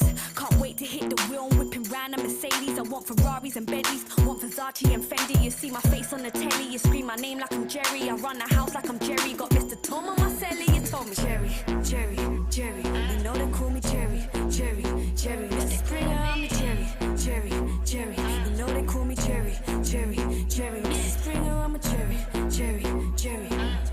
Jerry, Jerry, Jerry. Jerry, Jerry, Jerry. Jerry, Jerry, Jerry. This year I'm doing it big. I'm talking bigger than Rick. Got all these people talking like they coulda did what I did. Don't give a hush where you fit. Don't even care who you with. I'm gonna blow up this shit. You'll probably be blowing the sick. Ain't into rocking with fakes, cause all my shit is legit. And if you ain't get it now, then you're probably just fake. And I ain't trying to insult you, I'm just telling you what I think. I got a lot up on my mind, I'm just hoping you take the hint. Ain't trying to cut you at the spot, no, no.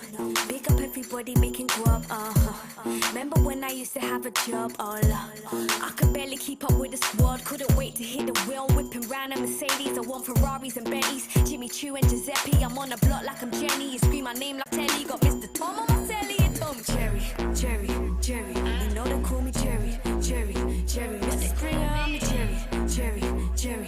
You know they call me Jerry, Jerry, Jerry. Mr. Springer, I'm a Jerry, Jerry, Jerry. Jerry, Jerry, Jerry. Jerry, Jerry, Jerry.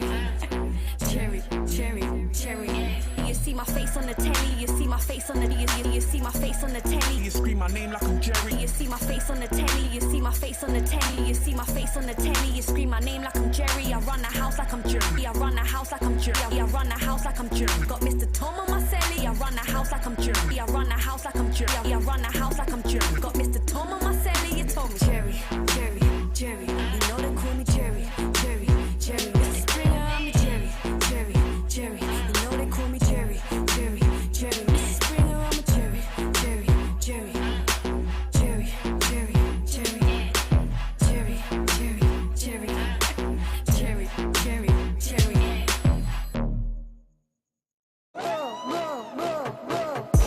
Dembow, dembow, oye como suena lo kitty pop.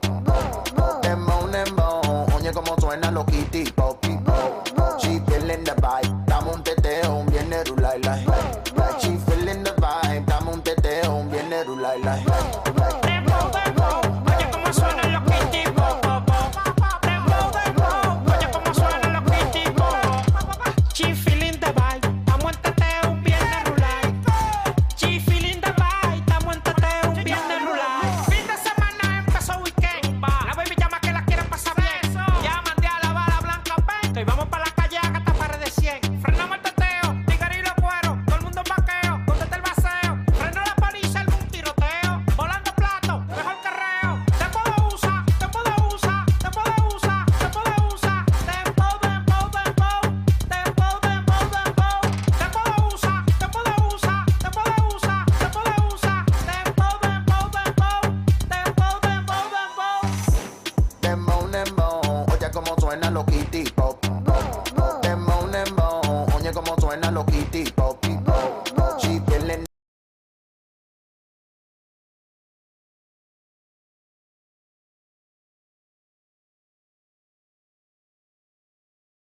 That's right, and we're back, folks, with episode 800 of the Giant Bombcast. You don't need to use AI generative fill to fill in the time because we'll do that for you, just like Jeff Grubb will with the news. It works pretty well in Photoshop, I'm just saying. It does, yeah. It's really good. Photoshop does that now? Yeah. Oh yeah. For Yeah. years now. Oh yeah. It's scary. Content aware Phil, yes. That's a good nickname for anyone named Phil, by the way. You should take Especially that. Phil Spencer. He's Yeah. very content aware. Content Very aware Phil content aware. Spencer. All right, let's see here. Let's start with the Switch 2 targeting second half of 2024, according to reports. This came out of VGC, where they said Nintendo's next-gen console development kits are with key partner studios, and the launch is planned for the second half of 2024, which I want to say is what most of the people on this call have been predicting for a while now, like late Right. next year, right? I mean, Everyone's been kind of saying that for a while. Weird thing would be if the Switch in its 8th year didn't get a successor at some point in 2024, right? That would be bizarre. Well, Yes. and at this point, I don't think, people were talking a year or two ago about a Switch Pro. But at this point, I mean, this has got to be the actual we are- successor, right? The new We are beyond console. that. Nintendo pulled the plug on that. That was definitely in the works. Nintendo's always done that with its handhelds. I 100% believe they were working on that. They even probably gave development kits to those studios, like the reporting said. But then they pulled back on it because I think they realized the Switch is going to sell just fine. We could put an OLED screen in it, and that'll be the same exact thing in terms of us selling more Switches. This the little tidbits worth taking out here is this one will probably launch without an OLED to save money because they are going to try to put more money into storage. That's a bummer. The OLED screen is gorgeous. They'll sell this one eventually down the road. But they're going to need more storage because modern games are bigger than the 32 gigabytes that comes included in a Switch these days. That is not even a third the size of a lot of games. So they are probably going to include a larger, maybe possibly SSD or super fast sort of MMC drive that can store a lot of stuff. That's where the money is going to go. The other thing here is this also is almost certainly going to be a handheld. That is what the developers have said in this report, that it is going to be something that you can take with you as well as dock at home. So it's going to keep that side of the Switch. Whether or not it's called Switch 2 or Super Nintendo Switch, all that stuff is still unknown. But the big major beats of what you should expect, all of that seems to be lining up and is correct. And it does seem like certain developers are making games for that system right now. That sounds right to me. Lexi just bumped in the chat that they reported that at Gamescom this year, it could be announced. Right? I mean, it could be Gamescom. there. They're That doing early. that thing at PAX. It might be there. It could be announced imminently. It could be not announced until earlier in 2024. Hard to say, but Do you think Nintendo? What's the Nintendo thing at PAX? Like, because do It's they like really? that Nintendo Live thing. It's like, Do they need so- to tack it onto someone else's event at this point? They've had such success with doing. Well, they're not at PAX. So here's Direct. so in the PAX past, they've- adjacent. Right, it's PAX adjacent, but it's their own thing happening, in Seattle at the same time. But it's clearly what they did is they took the money they would have spent from going to E3 and they turned it into this instead. And so maybe they should have something bigger for that. Now, I'll say for a while now, I've been hearing that they would announce something this year. That is what does that mean? Because it's they could announce an announcement, right? They could do the thing that they did with the Switch, and it's like, here is a teaser video, and it could be even slighter than that, but they'll start talking about it in some way later this year. I think that's still very likely, but then that gives them a whole year before they actually launch it if it is second half of 2024. So I could see them also being like, maybe not. But if they're building up towards this thing in Seattle or Gamescom, I totally believe that. So that's Lexi's reporting over at startmenu.co.uk if you want to read more about that.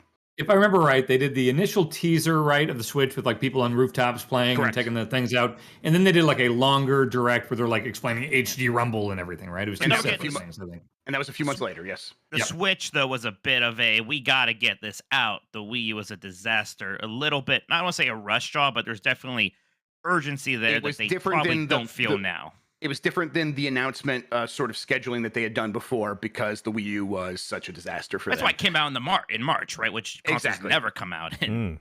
Exactly. So, we can look to the Switch a little bit. I don't think it's going to look exactly like that.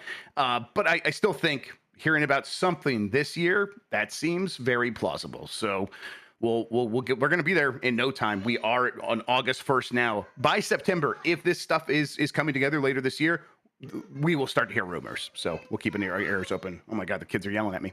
All right. Elder Scrolls 4 Oblivion may get a remake. A Reddit user claiming to be a former employee of Virtuous stated that the studio is co-developing a Metal Gear Solid 3 remake, which we know about, and is also working on a remake of a remaster or a remaster, excuse me, of the Elder Scrolls 4 Oblivion. The user mentioned that Virtuous is working on 5 separate projects, and one of them is Project Alter, which involves using a pairing system to run the game on both Unreal Engine 5 and the Oblivion engine. Basically, the physics and the game logic would run on Oblivion, and then the visuals would be rendered in Unreal. That sounds like a good idea to me, because Oblivion is definitely one of those games that could have could sell really well, similar to Skyrim's many re-releases. I don't know. What do you guys think? Oblivion is a good game. It's a great game. In some ways, it's better than Skyrim. I think some of its quest design is a bit more interesting. I think there's a bit more diversity in its biomes, or at least it's not, after a while you see so many snow mountains in Skyrim, right? Oblivion had an incredible expansion with the Shimmering Isles. So it's a great game. The biggest problem with it is, even when it came out, kind of ugly, especially like character models and stuff. So this is a game. There's some other rough edges that they can send out, some bugs and stuff. The level scaling was a little wonky.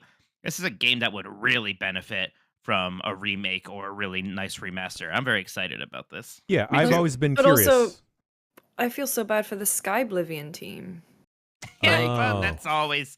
This happens so often. It feels like with these projects, right? That's rough. It's Yeah, I mean, I really hope they didn't see, because Skyblivion's had a lot of people like supporting it and been interested in it in a long time. I really hope they didn't just see that and go, well, we'll do it ourselves. I think the logic of remaking Oblivion is one that makes a lot of sense, because you do that sets you up. If you come up with a system of pairing these two engines together, you then can use that on Fallout 3 and Fallout 4 and all these other games, and it sets them up for the future of remakes. So I think they kind of came to that conclusion themselves. But yeah, I agree. Like, Skyblivion is going to be out pretty soon. This game is coming out end of 2024 or early 2025, according to the reporting. So there'll be a gap there, and there's room for both. And that's the risk of running a fan project, right? Like, the company could come in and steal your lunch. Absolutely.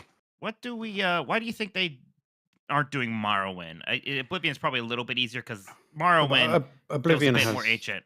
Oblivion has the name recognition. Like, I think Morrowind might be a better game for a lot of people, but Oblivion is the one that, for like it or not, a huge portion of the current gaming audience is the one that brought them into Elder Scrolls. It is the one that brought me in, for sure. Yeah, it makes perfect sense. And there's a lot of nostalgia tied up with it, because it was kind of like a marquee game for the Xbox 360. So a lot to work with there. I know that there's a lot of like true blue fans for Morrowind who are like, no, I swear this is the thing that like it does so many things better, or things that I like more. I would love a world in which we saw Morrowind get the same treatment, but I think Tam's right. It is this is the one that just makes sense on paper. Morrowind, especially on console, I never played it, but my wife, it's her favorite game of all time, and like I know it performance-wise was just insane on Xbox. Like, it's just like huge load times, and there were things where you just get stuck in a pit forever and everything. So like that one, if they did a full-scale remake, it sounds like there's a lot you could do there. Yeah, I think Morrowind might actually be a bigger game than Oblivion, so it probably would, and older, it probably would actually be a lot more work. Harder to remake. It's the same reasoning, or probably similar reasoning as why we got a Last of Us Part 1 remake instead of an Uncharted 1 remake. Where like it was easier to bring back the Last of Us Part 1. Dan, you know what those long load times on Morrowind is? Sometimes the game has to completely reboot the Xbox secretly in the background to like empty the cache, because the memory is my god, whoa, it's insane. And so the Xbox had a feature where it's like they could put up a static image, and then really in the background the whole thing was just restarting, and so it would take like it would take like 3 minutes, and it's like, oh my god, that's an ambitious game for its time. The Oblivion remake probably coming out before Elder Scrolls 6, right?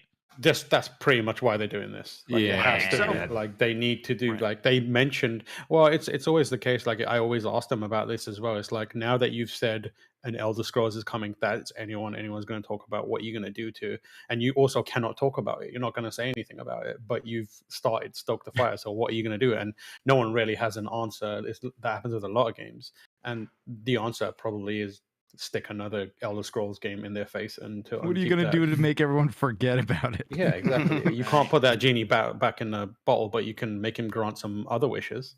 Yeah, and that's why I think Fallout will probably get. And you said this, Grub, probably similar treatment. We'll probably see remakes of 3 and New Vegas at some point. Oh yeah, because I mean that stuff just makes sense because engines are tools, but the once you sort of build, this is what happened with Mass Effect and why we didn't get the same thing with Dragon Age. Mass Effect was all Unreal Engine, so they did the work for 1, and they could apply that very quickly to 2 and 3. Dragon Age was like using different engines for each iteration, so it's like it doesn't make as much sense, and all the stories aren't connected. So Excuse me. The stories aren't connected in Dragon Age? Well, not in the way that Mass Effect is, boy. I should say. Oh boy! Oh no! I stepped in it over here.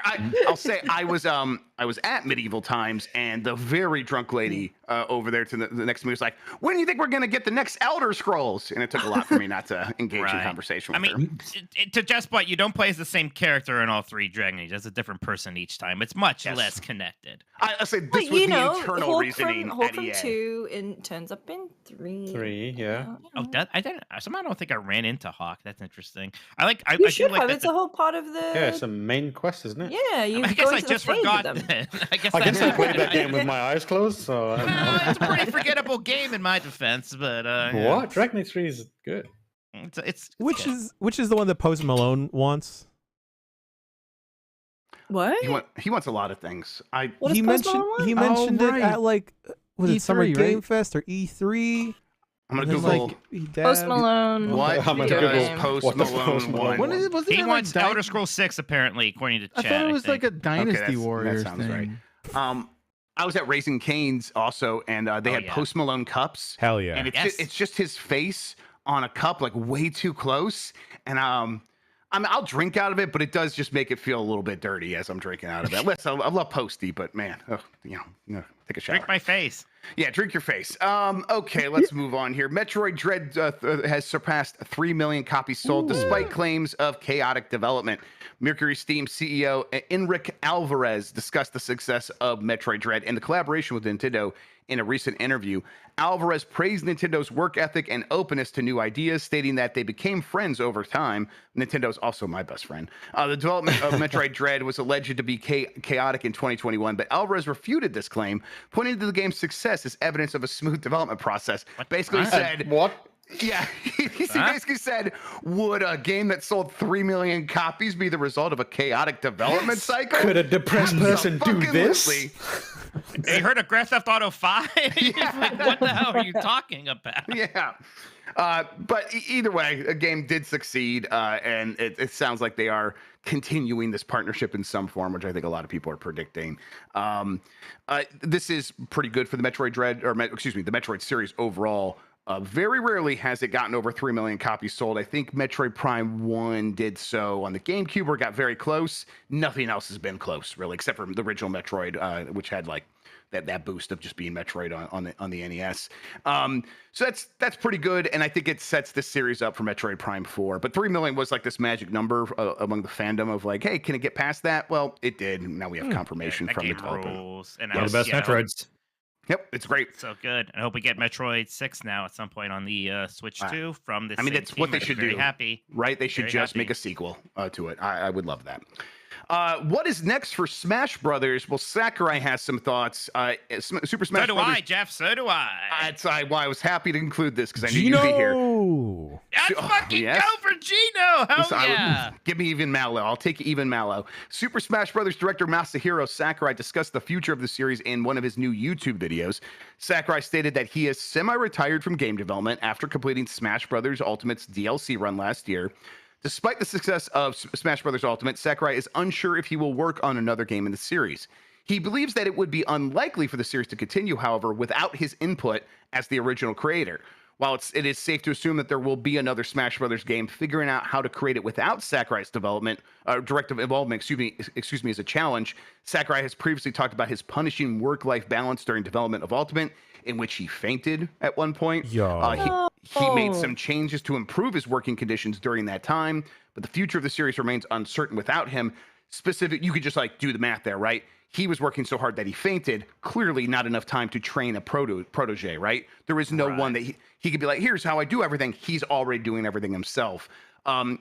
you might look at the credits of Smash Brothers and you're like, Sora Limited. Well, like Sora, just get Sora Limited to do it. No, that's just Sakurai, and then Nintendo works with him to hire on other people. Bandai Namco's been making like Bandai Namco does the bulk of the work. That's right, exactly. So this is, I mean, the question is like, what does the future look like? Because if there is there's going to be a future Smash Brothers, but does Nintendo just say, hey, let's port and deluxeify Smash 4 and then Smash Ultimate again, or do they reboot the series? I don't know. What do you think, Mike? They're kind of in a lucky spot with this because the community basically just wants Smash Brothers Ultimate Deluxe anyways. Everybody is very happy with how that game plays, all the characters in it. They don't want them to have to reset and, likely give us half the characters, maybe mess up the gameplay and all that stuff. If they made a Smash Brothers Ultimate Deluxe and added like 6 new characters at the start, some new stages, maybe a better online would be a big thing there. Even that would be enough. Maybe you do a new single player mode. Maybe you bring back the spaceships emissary, whatever it was called. Subspace Emissary. Subspace Emissary, excuse me. Fake fan here. Fake fan here. Yeah, well, it was Smash Bros. Brawl. Who cares? But, that'll, I think that'll be good enough. Also, Sakurai is probably going to come back anyways. He's talked about retiring. Yeah, it's a Kojima with Metal Gear thing back in that day. He usually always does come back. But even if he didn't, and he admitted this too, there's going to always be a Smash Brothers for each console. It's always one of the best selling games. There has to be one. But yeah, in this case, just do Smash Ultimate Plus, or if you want to get really spicy, maybe you could do that. If you want like another thing, remake Melee. I think that could be interesting. Well, what if they rebooted it and it did have half the character roster, but Mario had his moveset from Odyssey and had a Cappy and stuff like that? Oh, because that's the thing. That's the reason I think a reboot might be a little appealing. I know, like, you're seeped in this community. I know that this is something that they don't want, but this would be a chance to update a lot of characters who haven't had updates in a very long time, like full updates. Here's what I think they should do. Chris Pratt as Mario.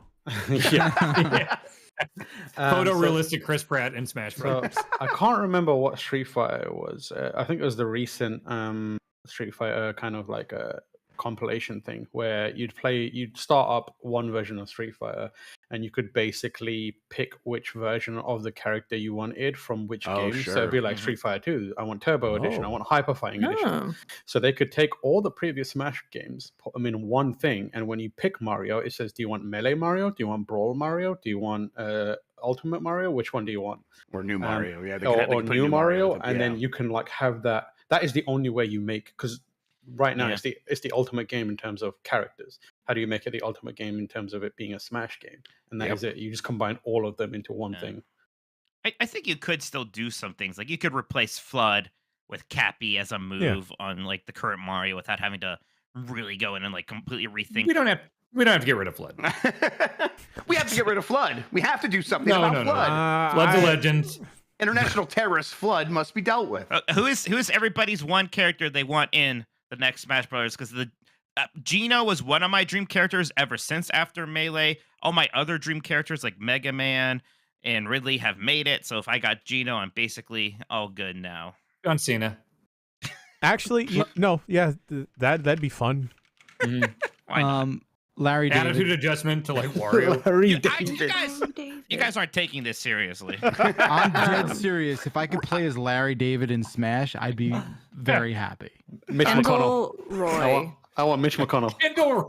Kendall Roy's not bad either. All right, Grub, you're the last one. There needs to be like Pokemon Trainer where you can switch between all the Roys. Oh my god. One character. There you go. Logan throws out the Pokeball. Yeah, you play as Logan. Grub, I just want Rygaz as Ken. Oh, sure, yes, totally. Give me Joe Biden. You know what I'm going to say. Give me Joe Biden or Muddy Mole from Mole Mania. Joe, why would you pick Joe Biden when you have Mitch McConnell? Like, give me Mitch McConnell. Yeah, make him fight. Like he's like you power him up by making him sleep. So he'll just exactly. I was going to say he could be freeze. a shadow character, whatever the fuck it's called for Jigglypuff. Yeah, totally. Okay. Literally just today when I was showering, all I listened to was that song from Smash Ultimate on repeat the whole time. Oh, I'm sick. Good were you in the soundtrack. How long were you in the shower? Oh, too long. I had to do a poop Oh, city are you slam like jamma. are you like a 45-minute shower guy? No, when I was a kid, the shower had like a little like stool, so I could actually just sit there. And I hated mornings, so I kind of just go in the shower. It would get all steamy, and I would just kind of sit there, maybe even fall asleep in the shower. I just got a shower bench. I just got a shower bench. It's so good. It's so good. I love it. bench. I don't want to sit when I shower. Dan I is don't having know. a crisis. I don't want to do that unless I physically have to. No, you You want know? Shower There's benches so are many more great. comfortable places you could take a nap or sit down. I might get a that's where I shower want to bench. be. That's a good idea. I'm gonna stand Yeah. until I can't anymore. There's There's an a glass of episode of wine in the shower. There you go. There's an episode of Seinfeld where Kramer's obsessed. Like he's like, the shower's where I want to be. So he puts like a food processor in there. garbage disposal. I will say, Garbage Dan, the shower bench that I have is very comfortable. Is it Really? soft? Yeah, it's like no, it's a wooden bench that it has Oh, to. it's like a be- sauna, like a sauna. Yeah, it's sauna bench, but it's like way more Okay. comfortable because it's varnished and like they treated it so it's not like awful to your ass. And it's probably not And- cold when you sit on it too. No, right? exactly. Oh, that's and, nice, and like okay. you sit down and you just let the hot piping hot water wash over you. And also, Oh, I like, know if how you wanna showers work. Yeah. lather yourself up instead of like doing weird shit and trying to maintain your balance. Like just sit down and Yeah, and then shut you the can fuck I'm up. put. gonna go to the spa later. Oh, that sounds good. Yeah, I think it's very much like a spa experience. And shut up, Jeff Beckler. Don't And talk Giant when I'm Bomb Spa talking. Day? Oh, let's do Yeah. it. Well, the thing is that the Look at two Seattle. spas near me are like nude spas, so you guys I can know. navigate that. Well, they still separate by gender though, They right? do, In other words, it's different fine. days. Okay, that's all right. You have to be naked. You can wear a I hat. mean, you don't have to, but everyone else is, so you're kind of But it's like a weird dick's one. last resort. They just like make fun of your genitals the whole time. It's very They just Yeah, it's scream at very your weird. junk. Yeah. I need to talk to my my fellow Last of the Nintendo dog. Mike, do you ever feel like it's like everything's coming up Millhouse right now? I got Pikmin 4, Super Mario RPG remake. You got that too. I got Link's Awakening, and now their Final Fantasy XIV's next expansion is Dawn Trail, which is a tropical island expansion in your favorite MMO. It's literally as if they picked apart Mike Minotti's brain and made something for you. We literally on our podcast was asked, "What's your favorite biome in gaming?" And I was like, "I like tropical islands." And then, yeah, the Final Fantasy XIV expansion is basically just the Margaritaville expansion. There's Like, okay. so excited. All right. There's a margarita resort in Palm Springs. I'm just saying. Go. I'm just saying. Let's go. Game of the year. There. This I'm down. new expansion is called Dawn Trail. They introduced it at FanFest in Las Vegas. The expansion will be released in the summer, next summer, I'm assuming 2024. And it, like Mike said, set in a tropical island setting of Erosia. Well, technically, it's like so. The whole Eorzea. map of Final Fantasy XIV is actually looks like the map of the world. This is kind of South America, but Okay. it's still very much like that tropical island vibe. I'm sure there are some islands off the coast we might actually see too. But in the trailer, it's palm trees. They literally have coconut drinks and stuff like that. It's the vacation episode arc of Final Fantasy XIV. Right, and they finished like this is my understanding. Feel free to jump in and correct me. They finished the 10-year story that they kicked off with like Realm Reborn, I guess, Right. and now here they are ready to kick something new off, and they're doing it with like let's start a fun tone because things got heated there at the end of the story. I'm assuming, so now they can have some fun. Right. The last expansion was very much we are wrapping up that first big story arc that we told over 10 years. And like the whole, universe is in danger and things are going to get really dark and emotional. And this is the much needed kind of like breath after that. Like, okay, like stuff's going to probably start here. That's going to ramp up again.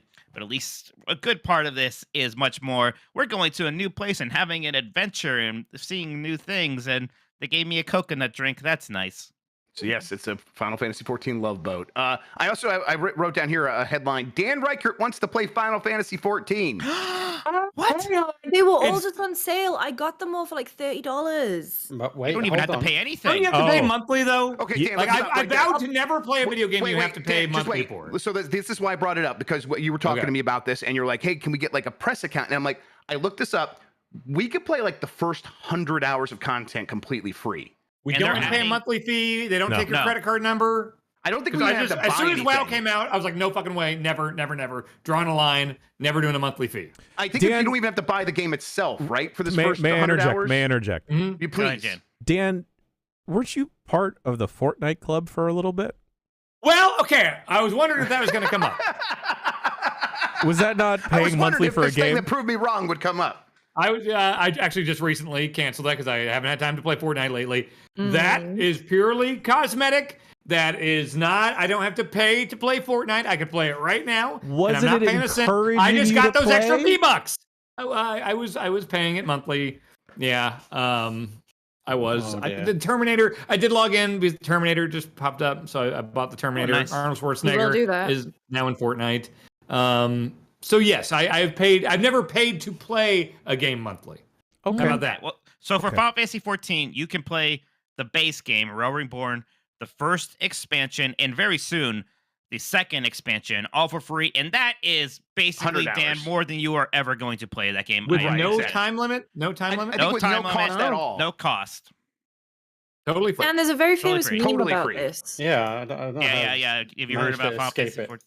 Yeah, I've- critically I- acclaimed expansion, Heaven's Ward. Yeah. I'm kind of curious. I am kind of curious. I've always been Final- curious about I MMOs. don't think you'll like it. Oh yeah. Yeah, I also my Yeah. favorite game ever. You are not Dan, going let's to do enjoy it. it. Let's do it. Really? Let's do it. Let's No. do Should I it. just cut this out? Okay. Well, because Those- the only reason I'm not starting it now, I was about to, is because Baldur's Gate 3. And it's like, well, man, I'm actually curious to try that out. That's a big Yo. fantasy long thing. Let me try the modern relevant thing and not the retro game, you know? Retro game, yeah.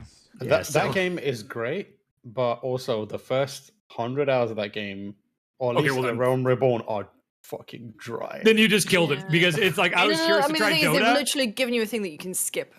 That Even I still, used to want to even try still. Dota until Brad said, like, oh, you're not going to know anything about what you're doing until you play at least 1,000 hours. It's like, then I'm never fucking playing that game. You saying the first 100 hours are bad? That was a good Brad. No fucking way then. Not going to happen. I think Hear me out. we should do it, and we should skip. We should skip as much as we can because they are going to give that option eventually. No, No, we that's cannot just not skip. how you play See, Final this is Fantasy why this is the 14. reaction I want to We get. do it? Dan. I think we should do it. Okay, here we go. You Here we skip go. Here we everything? go.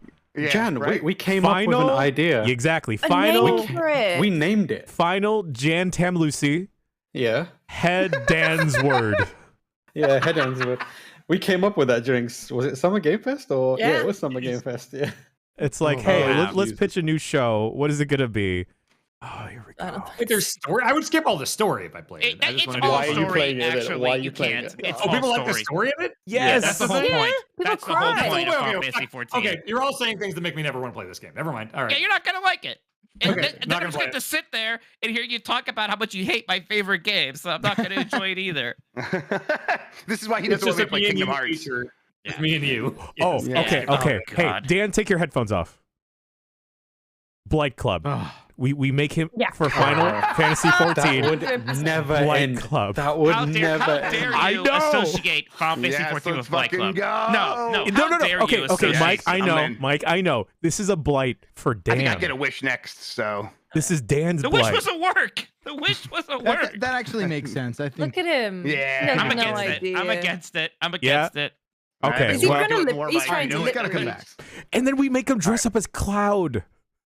Make him dress up as Garaha Tia, somebody from 14. No, at no, least. no. We Come just on. dress him up as a Final Fantasy character. Yeah. Garaha Tia is a Final Fantasy character. But like a we main dress one. him up as an iconic Final Fantasy character and tell him we're going to play up until the point where that character is introduced. Oh, Hey,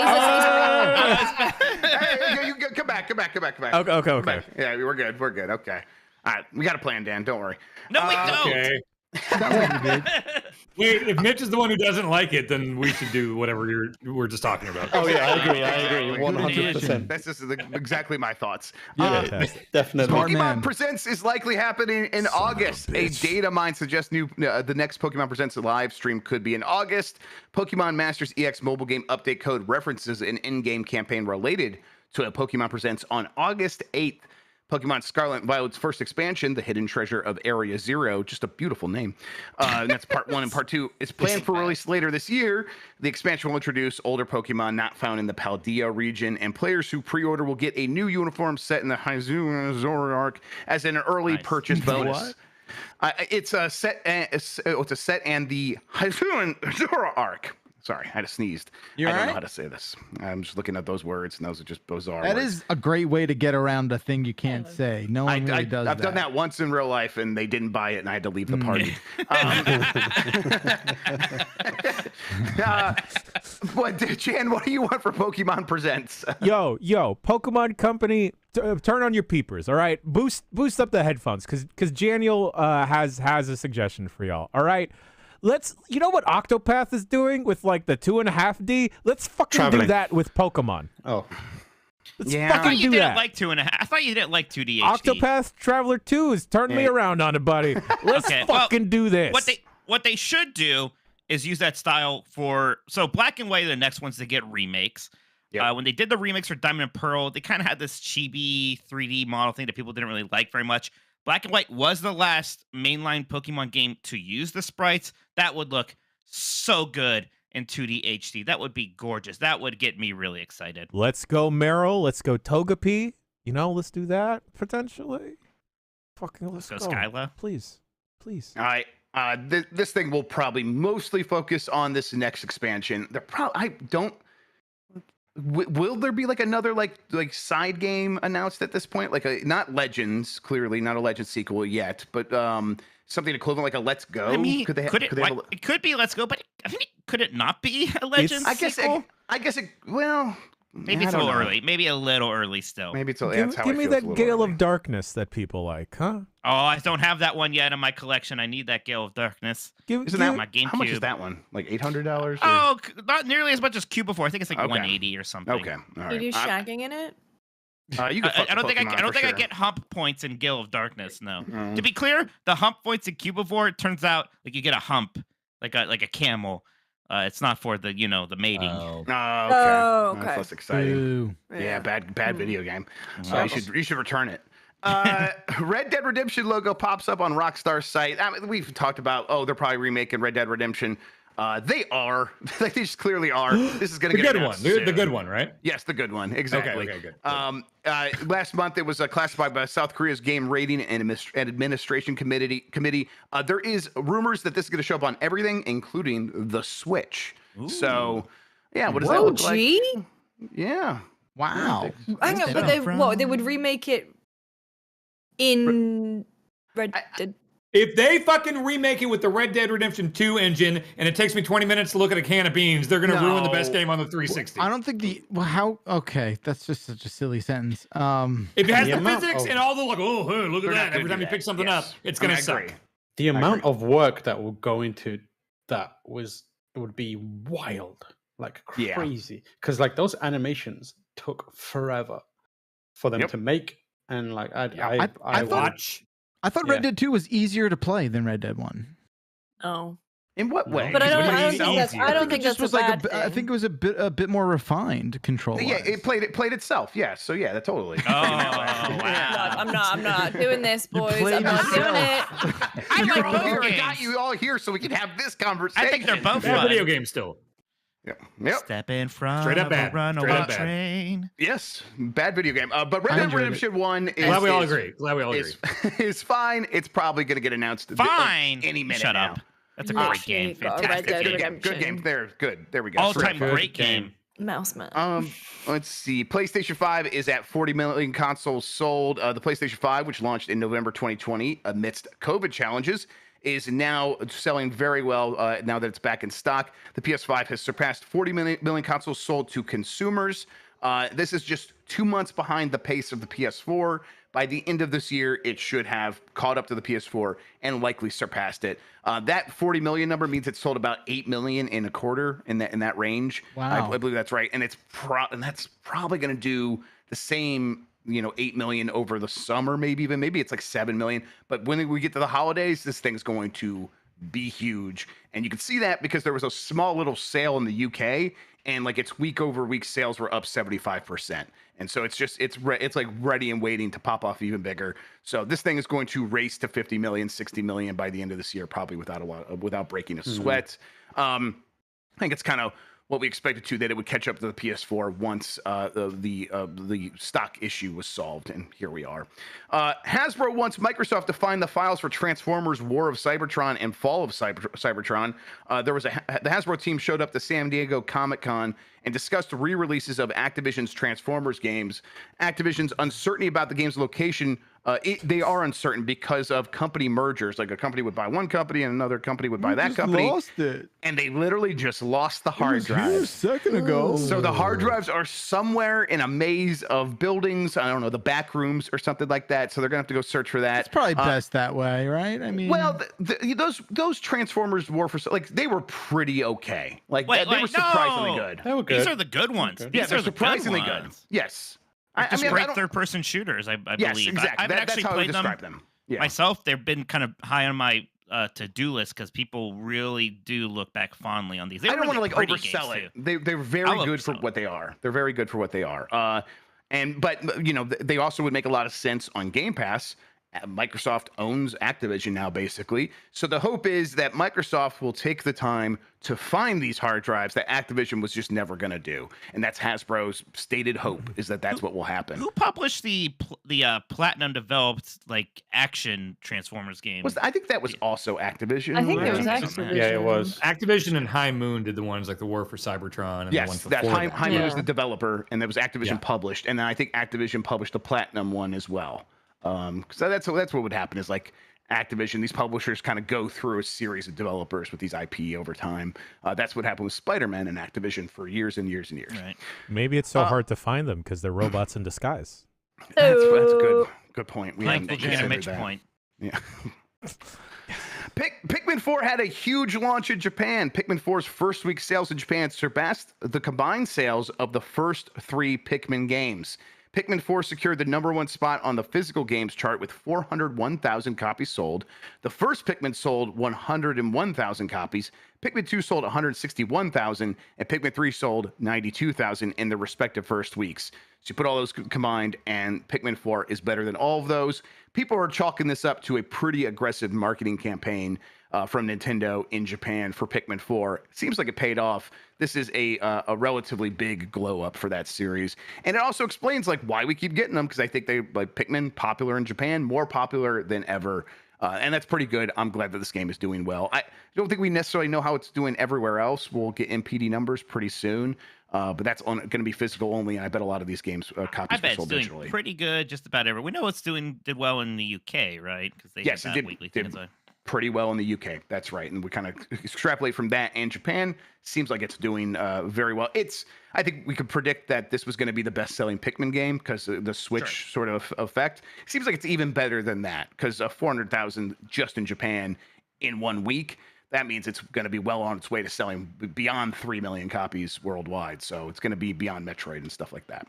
That makes me happy because that makes me think there's going to be more Pikmin, and if they keep getting better like this, then hell yeah. Yeah, I'm I think right there with Pikmin you. can be in that sort of space now where we get like one per each console. Yeah, it's Kinda what I gonna be expect with Luigi's Xenoblade-ish. Mansion forward. Yeah, Yes. Xenoblade. Well, Xenoblade had 2 on Switch. That's true. And those are like And more a remake. expensive. Kind of Yeah. 3. Yeah. Maybe a bit much on Xenoblade, but yeah, it's maybe. But hey, if it kind of be like one game per system, like you said, I am completely fine with that. Because I was in a point with Pikmin after 3 on the Wii U where I'm like, we're never getting another one. And then I got Pikmin 3 Deluxe. I'm like, oh my god, I would love another one. And here we are. Pikmin 4 is very good. All right, couple more stories here. Just 2 more. Comcast credits Mario movie and Nintendo World theme park for an earnings bump. Comcast film and theme park divisions see an earnings bump due to the success of the Super Mario Brothers movie and Nintendo's theme parks. The Super Mario Brothers movie grossed over $1.3 billion worldwide and will be added to Comcast's streaming service Peacock on August 3rd. That's later this week. Damn. Super Nintendo World contributed to record quarters at Universal Studios Japan and Universal Studios Hollywood, which I think we could speak to firsthand. That place, very busy. Yeah. Very Yes. busy. Yes. Yeah. huge hit. Too Yes, busy.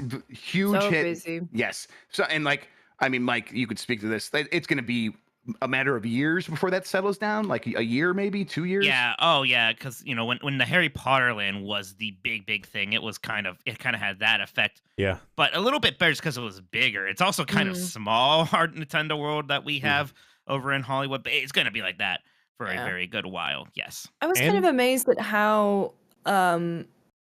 what's the phrase I'm looking for? But the actual ride in Mario in the Super Mario Land in the Hollywood one is like so awkward to get onto in terms of queuing. Yeah. Like Sure. it feels really overly complicated for what it Well- is, and I wonder if that makes Mike's know, got the reason for that. If you want to, Mike, because like that was associated with a different ride in Japan that we don't have. Oh, okay. Well, yeah, half of the queue there is like taken from a Yoshi ride that they have in Japan that we don't have here. But also, space is so awkward for Universal Hollywood Yeah. because it is just literally built next to the studio. You have to go down a series of Mhm. escalators to get to one half of the Yep. park. Like Yep. that ride is actually just bumping up against like actual Physical studio constraints. lot Yeah. stuff Was now. there- So Ooh, sorry, my Amazon Fresh order is here. Carry on. Oh, very nice. all right. let's All right. go. But Amazon Fresh. so they are already looking at more Nintendo stuff. I've been like even hearing like this stuff is moving forward. There's a this isn't like part of that, but there's a land in the Orlando Islands of Adventure Universal Park where they just closed a major ride where the exterior looks like a giant ruined temple. A lot of people are speculating that could very easily be turned into some kind of Legend of Zelda attraction, and that would not be a shocking development. And I would think that would be very, very cool and very popular. Zelda never been more popular than it is right Right. now. And yes, like any game of theirs that has sold over 20 million copies, I think it's going to be prime for this. Breath of the Wild's like 30 million. Tears of the Kingdom's on its way to that. Right. I think Animal Crossing's in that conversation, but that's you know like one what's that doesn't need huge? a ride. Yeah. What's huge for Universal is Halloween. They do these Yeah. scare houses, right? Yep. Luigi's Mansion. Oh, Yep, that'd right. be Ooh, that'd be good. fun. I think Luigi's Yeah. Mansion's a Give everyone a shoe-in flashlight. guarantee, and then Donkey Kong's one that Yeah. we know is coming. Maybe not this. I don't because I think they already announced this year's Halloween Horror Night Last of houses, Us. but Yeah. it'll happen. It'll happen. Finally, he's back. Elements from Paul McCartney's Destiny 1 theme will be Oh, incorporated into new music from Destiny 2. Everybody get up and cheer for Paul McCartney. Bungie's music orchestrator, Ella Feingold, posted images of recording new music with a credit to Paul McCartney. McCartney contributed music to the first game alongside Marty O'Donnell. I don't know if you remember that song, but it's a banger, Oh, yeah. everybody. Is it loves Bridge to Nowhere? Bridge to the Future? the future or something like Yeah. that. Yeah. Yeah, it's yes, Terabithia.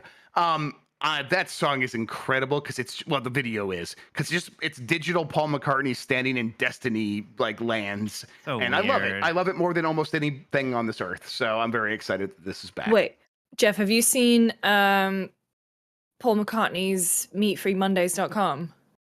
I've not. Oh my God, hang on. Right, so there is Oh, an the incredible vegetarian thing. yeah, where he Meat-free. goes. He tries to go into like a PSA about like not eating meat, but then he starts singing, and Oh, Paul McCartney. Paul McCartney. Yeah, meatfreemondays.com. It is just that. But he also says like, "Hi, Paul here." I actually have this completely memorized because I watched it a lot.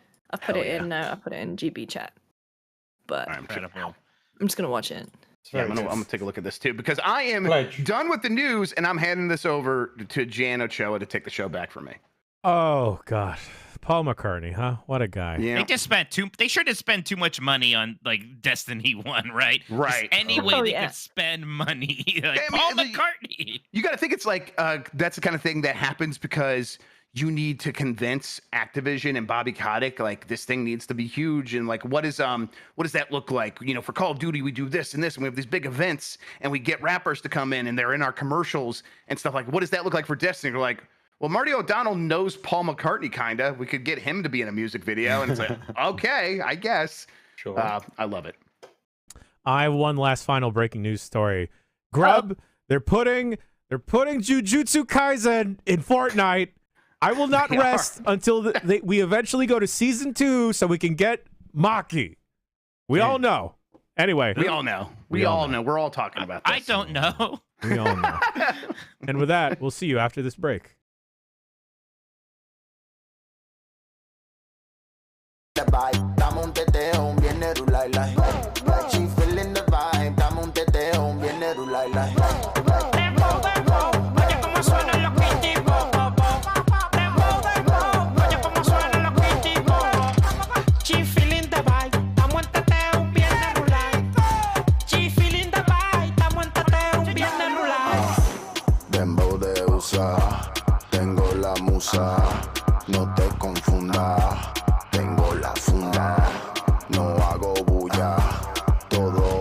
ya. Como el bingo de un dembow bilingüe. Dembow, dembow, oye como suena lo kitty pop. Dembow, dembow, oye como suena lo kitty pop. She feeling the vibe, dame un teteo, viene rulay like. She feeling the vibe, dame un teteo, viene rulay like. Dembow, dembow, oye como suena los kitty pop, pop, pop. Dembow, dembow, oye como suena los kitty pop, pop. She feeling the vibe, estamos en teteo, un viernes rulay. She feeling the vibe, estamos en teteo, un viernes rulay. Te puedo usar, te puedo usar, te puedo usar, te puedo usar. Dembow, dembow, dembow, dembow, dembow, dembow. Te puedo usar, te puedo usar, te puedo usar, te puedo usar. Dembow, dembow, dembow, dembow, dembow, dembow. Hey, tenemos los cuchillos preparados para comer tiburón blanco. Yo Fran el 911, Bad Bunny, hablamos en Miami. Josefina, mi mamá, Daco View, vamos a recoger estos chelitos en euro. Anthony C, mundial con esta. Dembow de USA, pegado mundial. HPK, el matón. Esto es Dembow de USA. Dembow de USA.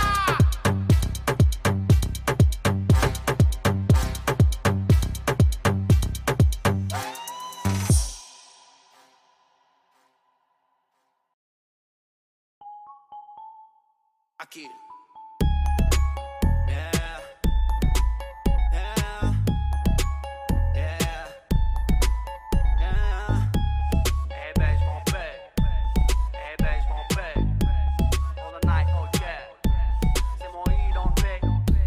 Hey girl, voilà, je crois que je t'ai vu dans mes rêves une fois. T'étais jambes, t'étais fine comme je vois là. 5h du mat, j'ai le time pour toi, je veux juste ton boule sur la piste.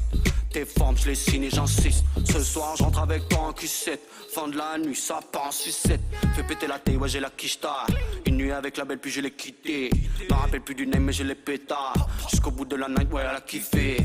Elle et moi, c'est high comme le kiff. Un peu de magie verte, ça fait la diff. 99 problems, t'es pas dans ma liste. Je veux juste kiffer une nuit, t'es ma liste. Hey, babe, je m'en vais. De tes problèmes, je veux la vague, tu sais. Viens, on s'enjaille all the night, oh yeah. Tout ce que je cherche, c'est mon hit enlevé, yeah, yeah. Hey, babe, je m'en vais. De tes problèmes, je veux la vague, tu sais. Viens, on s'enjaille all the night, oh yeah. Tout ce que je cherche, c'est mon hit enlevé, yeah, yeah. La go est bombée comme Gaza. Je ferai pas le poids devant ces balles. J'ai tenté l'approche, elle a dit Lella. C'est à partir de là que je m'emballe. Je fais le tour de la piste pour voir le terma. Bientôt j'atterrirai sur le tarmac. Elle me voit de loin, j'attends le signal. C'est pas le genre de tigresse que tu domptes. Ouais, girl, je veux tes boucles. Ton parfum, ta bouche, t'es une douceur. Baisse ta garde, je suis pas un ouf. Ce soir, y'a que toi que je suis venu soulever. Elle fait la choquer, mais elle apprécie. Les petits pas de danse me trouvent sexy. Ouais, j'ai vu dans ses pipis que je l'excite. Je vais lui faire vivre une nuit de plaisir.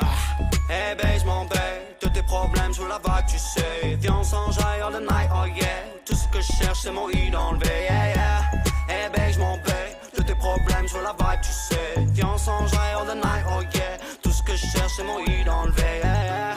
Hey, babe, je m'en vais. De tes problèmes, je veux la vague, tu sais. Viens, on s'enjaille all the night, oh yeah. Tout ce que je cherche, c'est mon hit enlevé, yeah, yeah. Hey, babe, je m'en vais. De tes problèmes, je veux la vague, tu sais. Viens, on s'enjaille all the night, oh yeah. Tout ce que je cherche, c'est mon hit enlevé, yeah, yeah. Hey, babe, je m'en vais. De tes problèmes, je veux la vague, tu sais. Viens, on s'enjaille all the night, oh yeah. Tout ce que je cherche, c'est mon hit enlevé, yeah, yeah. Hey, babe, je m'en vais. De tes problèmes, je veux la vague, tu sais. Viens, on s'enjaille all the night, oh yeah. Tout ce que je cherche, c'est mon hit enlevé.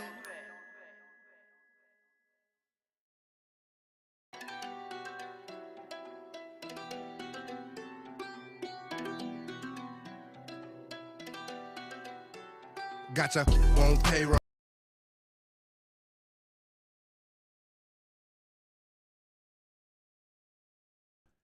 And we're back. Episode 800 of the Giant Bombcast. We're back with some emails for the show. These are the emails from y'all. Emails. Bombcast@giantbomb.com is the email address to send your emails to. Once again, emails can be about virtually any and everything. If you want to avoid a awkward social interaction and you just want to be on your phone, go do that. If you're in line at a drive-thru that's taken a pretty long time and you can bust out the phone safely, go do that. If you're at a funeral, be at the funeral. Just do that. Pay your respects. Pay your respects, and then Get a email selfie us. with the corpse. Ooh. Oh my God. Oh my God. Oh my! He just says stuff sometimes. You know, Yeah. you know what? I don't blame Mike. I blame Mike for spending so much time with Grub because the more time I spend with Grub, I That's just true. say things that pop in my Yeah. head. That's true. I mean, I'm just so Disney brained that if I stand in a long line and then there's like a person over there, I'm supposed to take a picture with it, right? That's I right. thought you were It's gonna like a say character dinner. I'm so Disney brained every time I see a woman passed out on a bed, I have to kiss it, and then I was like, no, that'd be weird. That'd be a good Nah. line. That was a True. really That's what long. Disney does. Yeah. That was a long thought train to go through. Yeah. Well, no, because in Yeah. my head, Aurora from Sleeping Beauty kind of looks like she's in a coffin, and so pictures Well, with it's corpses. Snow White is the one who's literally in that glass coffin. Shit, yes, coffin, yes. yeah. Who's Both Aurora? of them. You know, I don't Sleeping think. Beauty. Sleeping Beauty. That's You know his what? name? I just don't think Disney's promoting good messages. About No. kissing dead girls? Yeah, don't do it. Or paying the Halloween writers. movie. Is Kissing Dead Girls not a Rob Zombie song already? Because it should be if it's not. It is. Greetings, Bomberinos. Kiss in the dead First time I think it was a white emailer. zombie. Yeah. First time emailer after listening ever since the first episodes out of Ryan's living room. Capital D. This mail is mainly addressed to my fellow gaming dads, but any input is much appreciated. Well, lucky for you, gaming's zaddies are also here. Since my little girl turns 2 in a couple weeks, I've been thinking about when/how to introduce my hobby to her. We have a Switch in the house, so that seems like a decent starting off point. Maybe Mario Odyssey with the assist mode. But what about but would that be a reasonable timeline? She already watches me sometimes and has a dummy controller she likes playing with, but I feel like in a year or so when her attention span is a bit longer and the extra screen time doesn't feel as detrimental, any and all advice is greatly appreciated. Keep being awesome, and greetings from Germany, Tom. Abraham Lincoln said that the events controlled him. He didn't control the events. And that's how I feel about raising children, where they just decide how they are going to interact with these things. And then you try to sort of guide them a little bit. That's the best you can do. You can come up with a plan. The kid's going to hit you in the face and like destroy the plan. Like it's going to fall apart. Like there's no point in coming up with like some detailed sort of syllabus of how to introduce the kids to any of this stuff because they're going to have their own thoughts and opinions about it very quickly. I would say just have the stuff around, and if they want to pick it up, make it available to them. Have some games that you think would be good for them, there. I think Mario Kart 8 Deluxe is a really good one because it plays itself. Yes, exactly. So you can the assists are very cool there. But anything where you can sort of wander around without much grave danger, I think Mario Odyssey is pretty okay for that in some areas and things like that.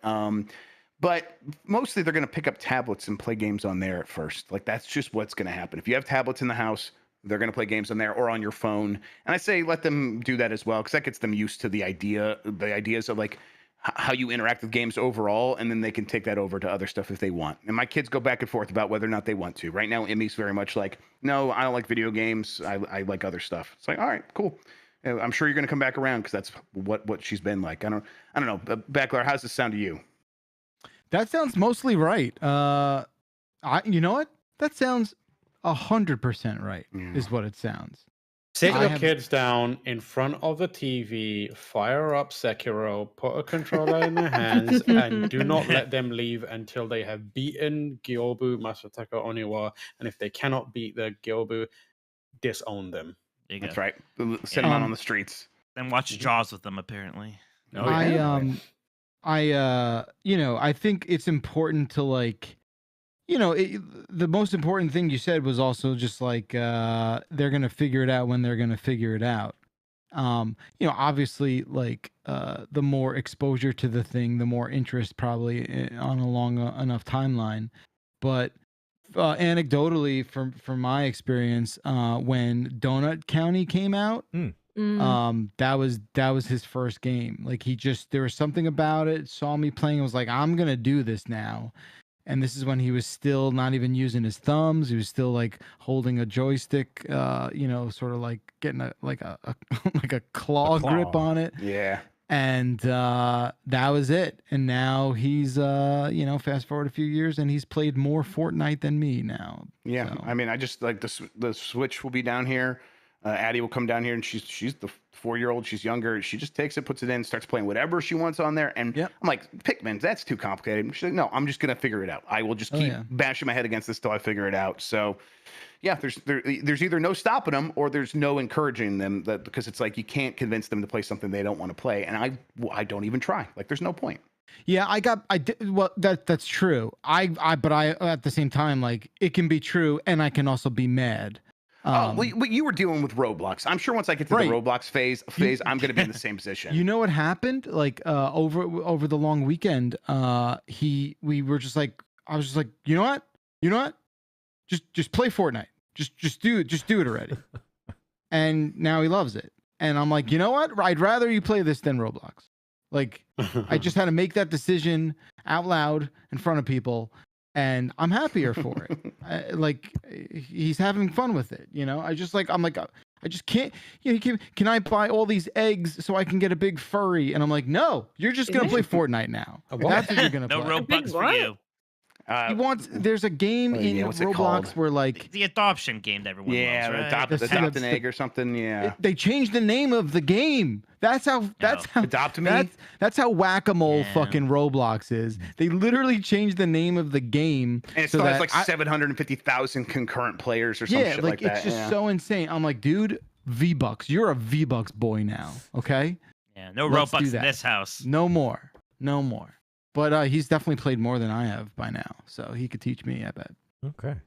Jake from Minneapolis, Minnesota writes in, Hey, Giant Bomb Crew. I don't know why I messed up. Hey. It seemed to be agreed upon that the best version of a mullet involved curled hair. Nikki recommended people use curlers. I recently met a 4th grader with the ultimate solution.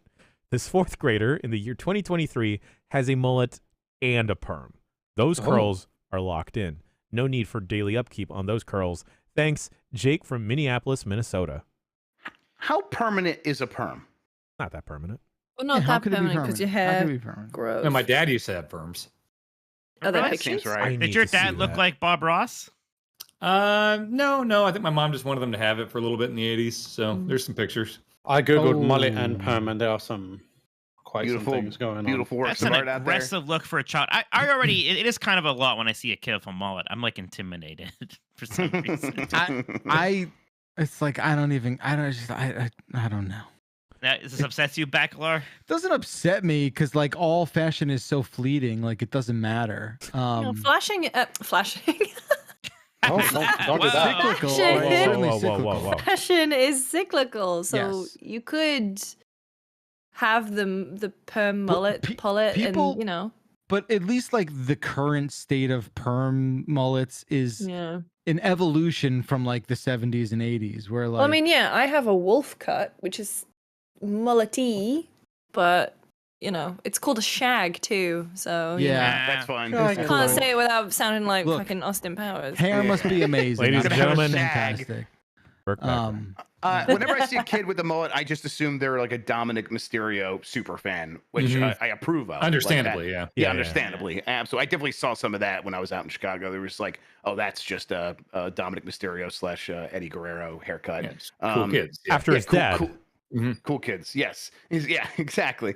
But the perm, I always like. I thought that went out of style, but I did associate man, it. but it's back and it's just goofy as fuck. It's like, whatever. Look like this for 4 years, and then it'll be, you know, something else. It hasn't reached Ohio yet, Jeff. You haven't seen it here. That's what it is. Okay, Keep it out of here. We don't want it.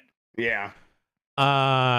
Folks, I'm open to suggestions for hair because I don't know what the hell to do with my hair anymore. That's why I Jen, keep wearing it. yeah, you say that. Yet whenever I see you, it looks magnificent. Yeah. I'm so tired of it, though. I can't. Well, Let me see it, Jen. anymore. It's Like, under the hat. no, see, like the pump, you know, it's like That so still looks long. amazing. You were it. good. Oh, just shut up. God Shut up. damn it. Fine, Mike. Fine. I will. Shut up. He I takes it don't even off. want to hear it with that effortless. magnificent hair. Like, I just don't even know. You tell him, Mike. Stop. Get him. Stop. Get him. Mike is trying to beef right now. All right. Last email of the show comes from Pocono Paul. I'm going to need Pocono Paul to write a follow-up email with some extra members of the family here. Dear Bombers, have you ever noticed how every great hero has a signature weapon? King Arthur has Excalibur. Indiana Jones has a whip. Donkey Kong has his barrel. Thinking along those lines, I paired each member of the GB crew with the fictional weapon I think suits them best. Oh. Lucy James. Exciting. As an American, I've been conditioned to think anyone with a British accent as high class. It's not always true, of course.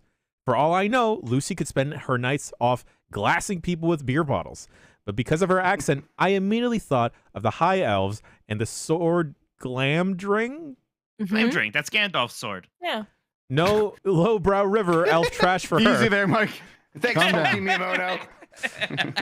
Jeff Grubb. Jeff Grubb Everyone knows that. gets the trident and one armored sleeve that guy had in the movie Gladiator. I don't know why I picked this for Jeff, other than for some weird reason I feel like he might already have it in his closet. He's Poseidon-esque, I Yeah, think. Poseidon, like from I'm Little store Mermaid brand, with the... yeah, store brand Aquaman. Yeah, absolutely. It's just a Momoa, right? Nikki Grayson. Nikki wields a gold scepter like a king would use for ceremonial purposes. Nikki uses it to bash people good. Jana Chung. Okay. In a post-apocalyptic San Francisco, a deer hears a strange sound and cocks its head to the side. A bolo made from tying two yo-yos together wraps around the deer's legs, taking it to Nice. A fully denim-clad figure emerges from the bush. The deer looks up as at Jan as he takes his Ness's yo-yo from Earthbound out from his messenger bag. Scout waddles by. Tam uses his S7 sniper rifle from Halo. Every time he squeezes the trigger and watches a target fall, Tam whispers to himself, "Noob."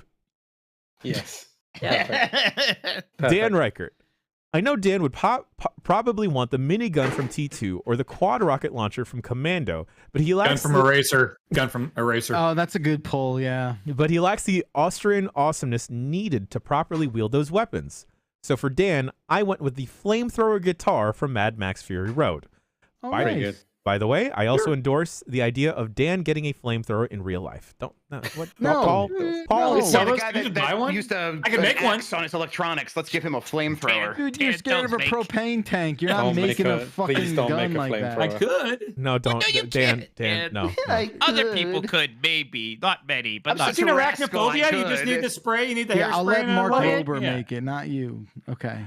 Mike Minotti. For Mike, I was originally thinking of some sort of magic flute, but the perfect weapon for him occurred to me. It's the wizard hat from Fantasia. Oh. Yeah. Jensen's hat. All right, I like it. To Yeah. me, You knew the name of it. To me, nothing is more terrifying than the idea of Mike dressed in wizard robes, smiling and making whimsical hand motions as he directs walking brooms to bludgeon me with buckets. It's a signature move, right? Yeah. Yeah. I would love to That's see very you with that like droopy robe and that whatever the fuck. Oh, just All right. pointing casually at Yeah. things to do, Well, dances. So like Phantasmic's like the big night show they do in Disney where he is dressed like that Mickey and like he waddles around and dances and at one point he's on top of a mountain and does stuff. My Wait. friends would go and just imagine it's me in the outfit the entire time. Now Just that's kind of all I'm gonna do. laugh to Trash. themselves for Time 30 out. minutes.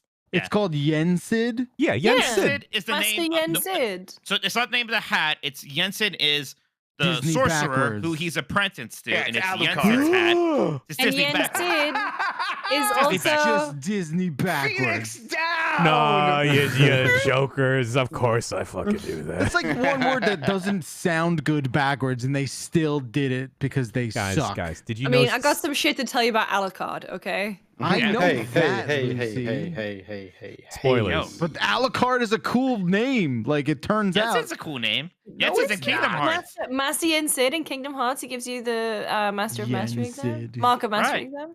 The fuck Yeah, outta Jensen's here. a He good. gives you the drive costume. Come on, man. That's a good Well, costume, yeah. technically, the three fairies made the drive costume, but yeah, he gives. But he tells him to do it. You know, he Yeah, knows he Alucard does. just Sid's in sounds charge. more like a name than Yensid does, is what I'll say. It, Which like, one of us flows a has the little best better. backwards name?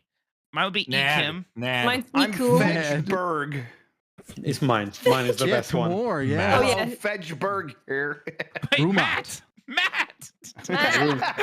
Rumat. Wait, Tam. Maybe No, that's your my full Starbucks name name. is Rumat. Roomat. Yeah, Rumat. Rumat. Yeah. I We're like just a bunch of fedges. Yeah, Grub. fedging all over the place. Fedge. just a bunch You of cool? edges. I got a DM just a couple minutes ago, Jan. I'm going to read this real quick. Hey, Jeff, this will seem super random, but I just listened to you on the Kit and Krista episode where you mentioned the Cat Shine embargo is what got Mike Minotti and you in Nintendo jail at GamesBeat. Again, this is super random, but I'm the dude on Reddit that found this article and shared the info via Reddit. Pretty sure that was the catalyst for putting the info out there on a bigger stage since the Reddit post got a ton of traction and eventually was used on other sites. Anyway, just thought that was pretty funny, and please tell Mike I'm not sorry. Oh, wow. Yeah, thanks. Not This is why sorry.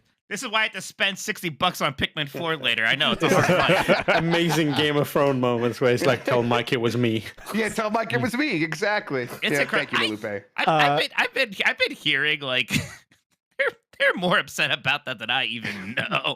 Apparently, that was maybe a big impetus for them cracking down on like things in general. They just hate you in particular, Mike. Again, Yes.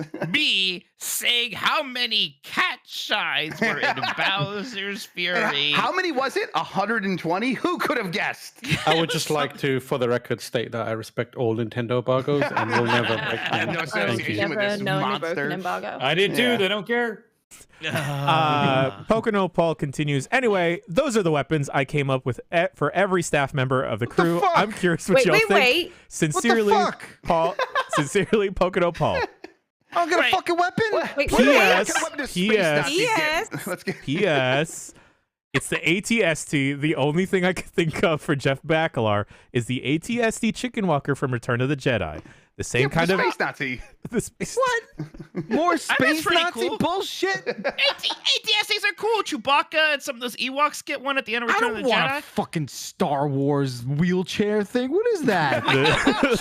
Oh, The same I have kind of. never heard the ATST described as a What is wheelchair. that? Isn't that the thing you like drive around like in the No, thing? no, it's like the chicken it's walker. not a The chicken speeder walker. bike. It's the robot. It's the I bike. don't want like the fucking stilts. Like I don't want Star Wars stilts.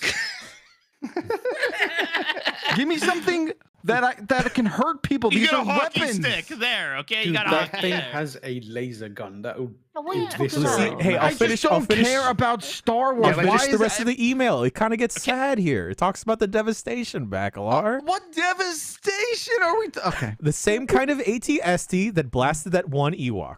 You know the one. The two Yeah. Ewoks were running know when they the both got one. hit. The one Ewok got up to check on the other one, but couldn't shake them awake. That's very sad. Yeah, I don't know. Now what imagine the that moment, fuck. and I don't on the know other what we're side of talking it about. is Jeff Bakalar and the ATST. With the space Nazi hat on. Indiscriminately shooting. Yeah. I don't know what the fuck Just we're laughing. talking about. Backyard. Okay, you get the full get up of the ice hockey guy from Running Man.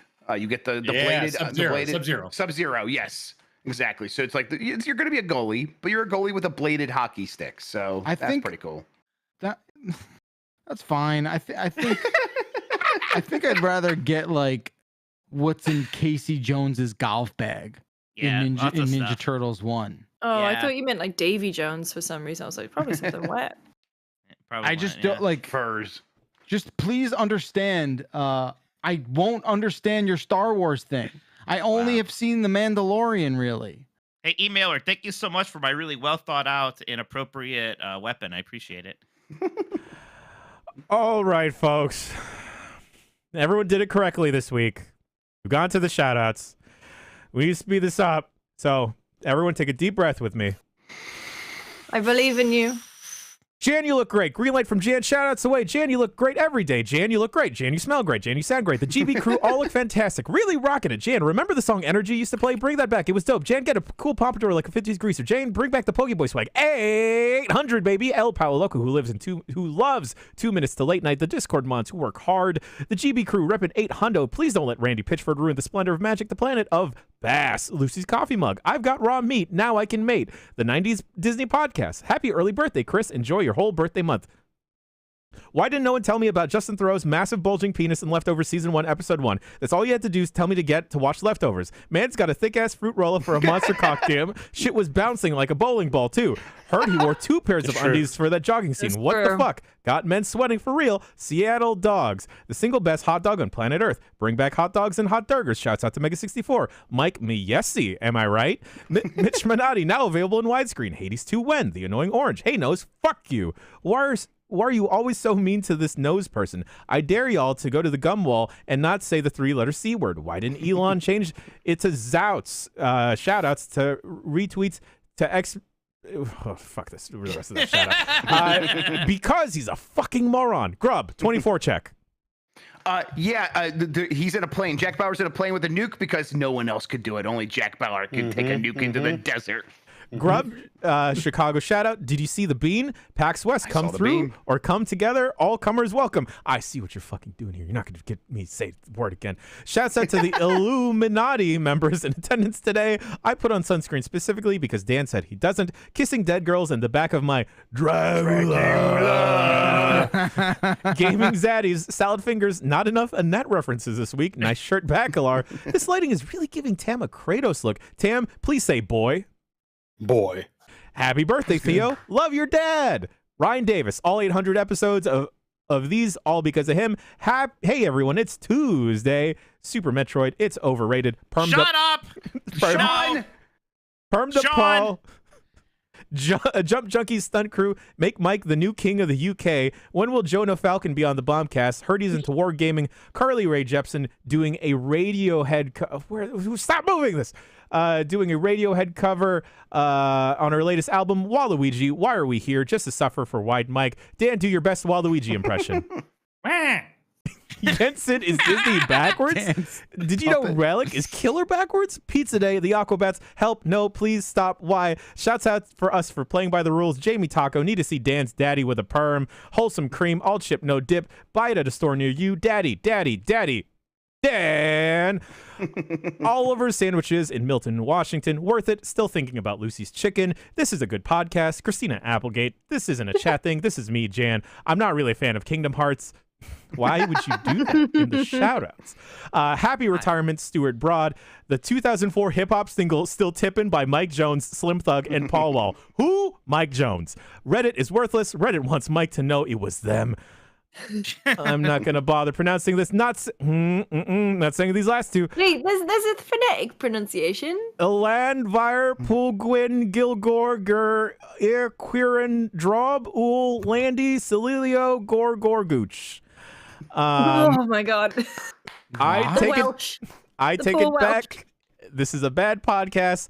Life, it never die. Women are my favorite guy. Minati. Keep That's it for the shout-outs. That's it for the shout-outs. There's some more writing. Special shout-outs to you, everyone, if you've been listening since the very beginning of 800 episodes. Shouts out to Ryan. Shouts out to Jeff, Vinny, Brad, Alex, Drew, Ben, Abby, Patrick Klepik, Matthew Rory, Tam, Lucy, Jeff Bacalar, Jeff Grubb, Dan Reichert, Mike Minotti, Turbo Sean, Nikki Grayson. I'm just here. I just say the words. Shouts out to you.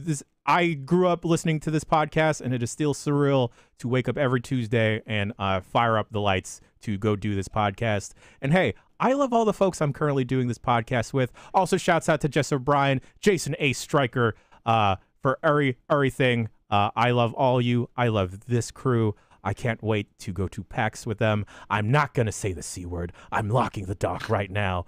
What else do we got going on this week, guys? We're doing a UPF. Continues. Jeff's. Back rub. Yes. Yeah, Blake Club continues, unfortunately. That's on Wednesday now. We're doing those on Wednesdays going forward, so look out for that. We're putting our minds together. We're going to have a whole bunch of new stuff popping up pretty soon, but nothing to say yet. But I got some ideas. I want to play through all the stories of Mortal Kombat, so we'll do that on the site here pretty soon. Okay. That'll happen here because I want to do that before the next game comes out. Kombat. I'm sure you guys have been. Before we leave, we also should special shout out to the one and only Austin Walker. Shouts out A-Town Down, Austin Walker, the young god himself. Yep. Yeah. Senpai. Game S Mornings is back tomorrow. Lucy, can you do Game S Mornings tomorrow? I don't know. I can, yes. There we go. All right, tune in, everybody. Me and Lucy.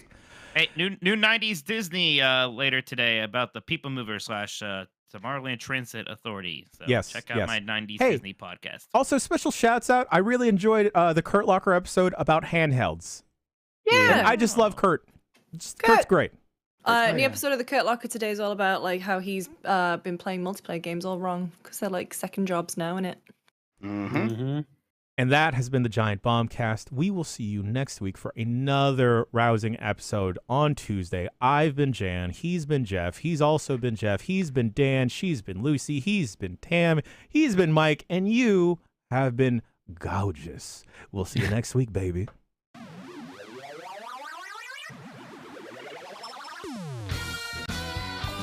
Sorry if I missed anyone. It's nothing personal. Please don't read into it. Sounds personal. Who's got bad brains? Just bad brains.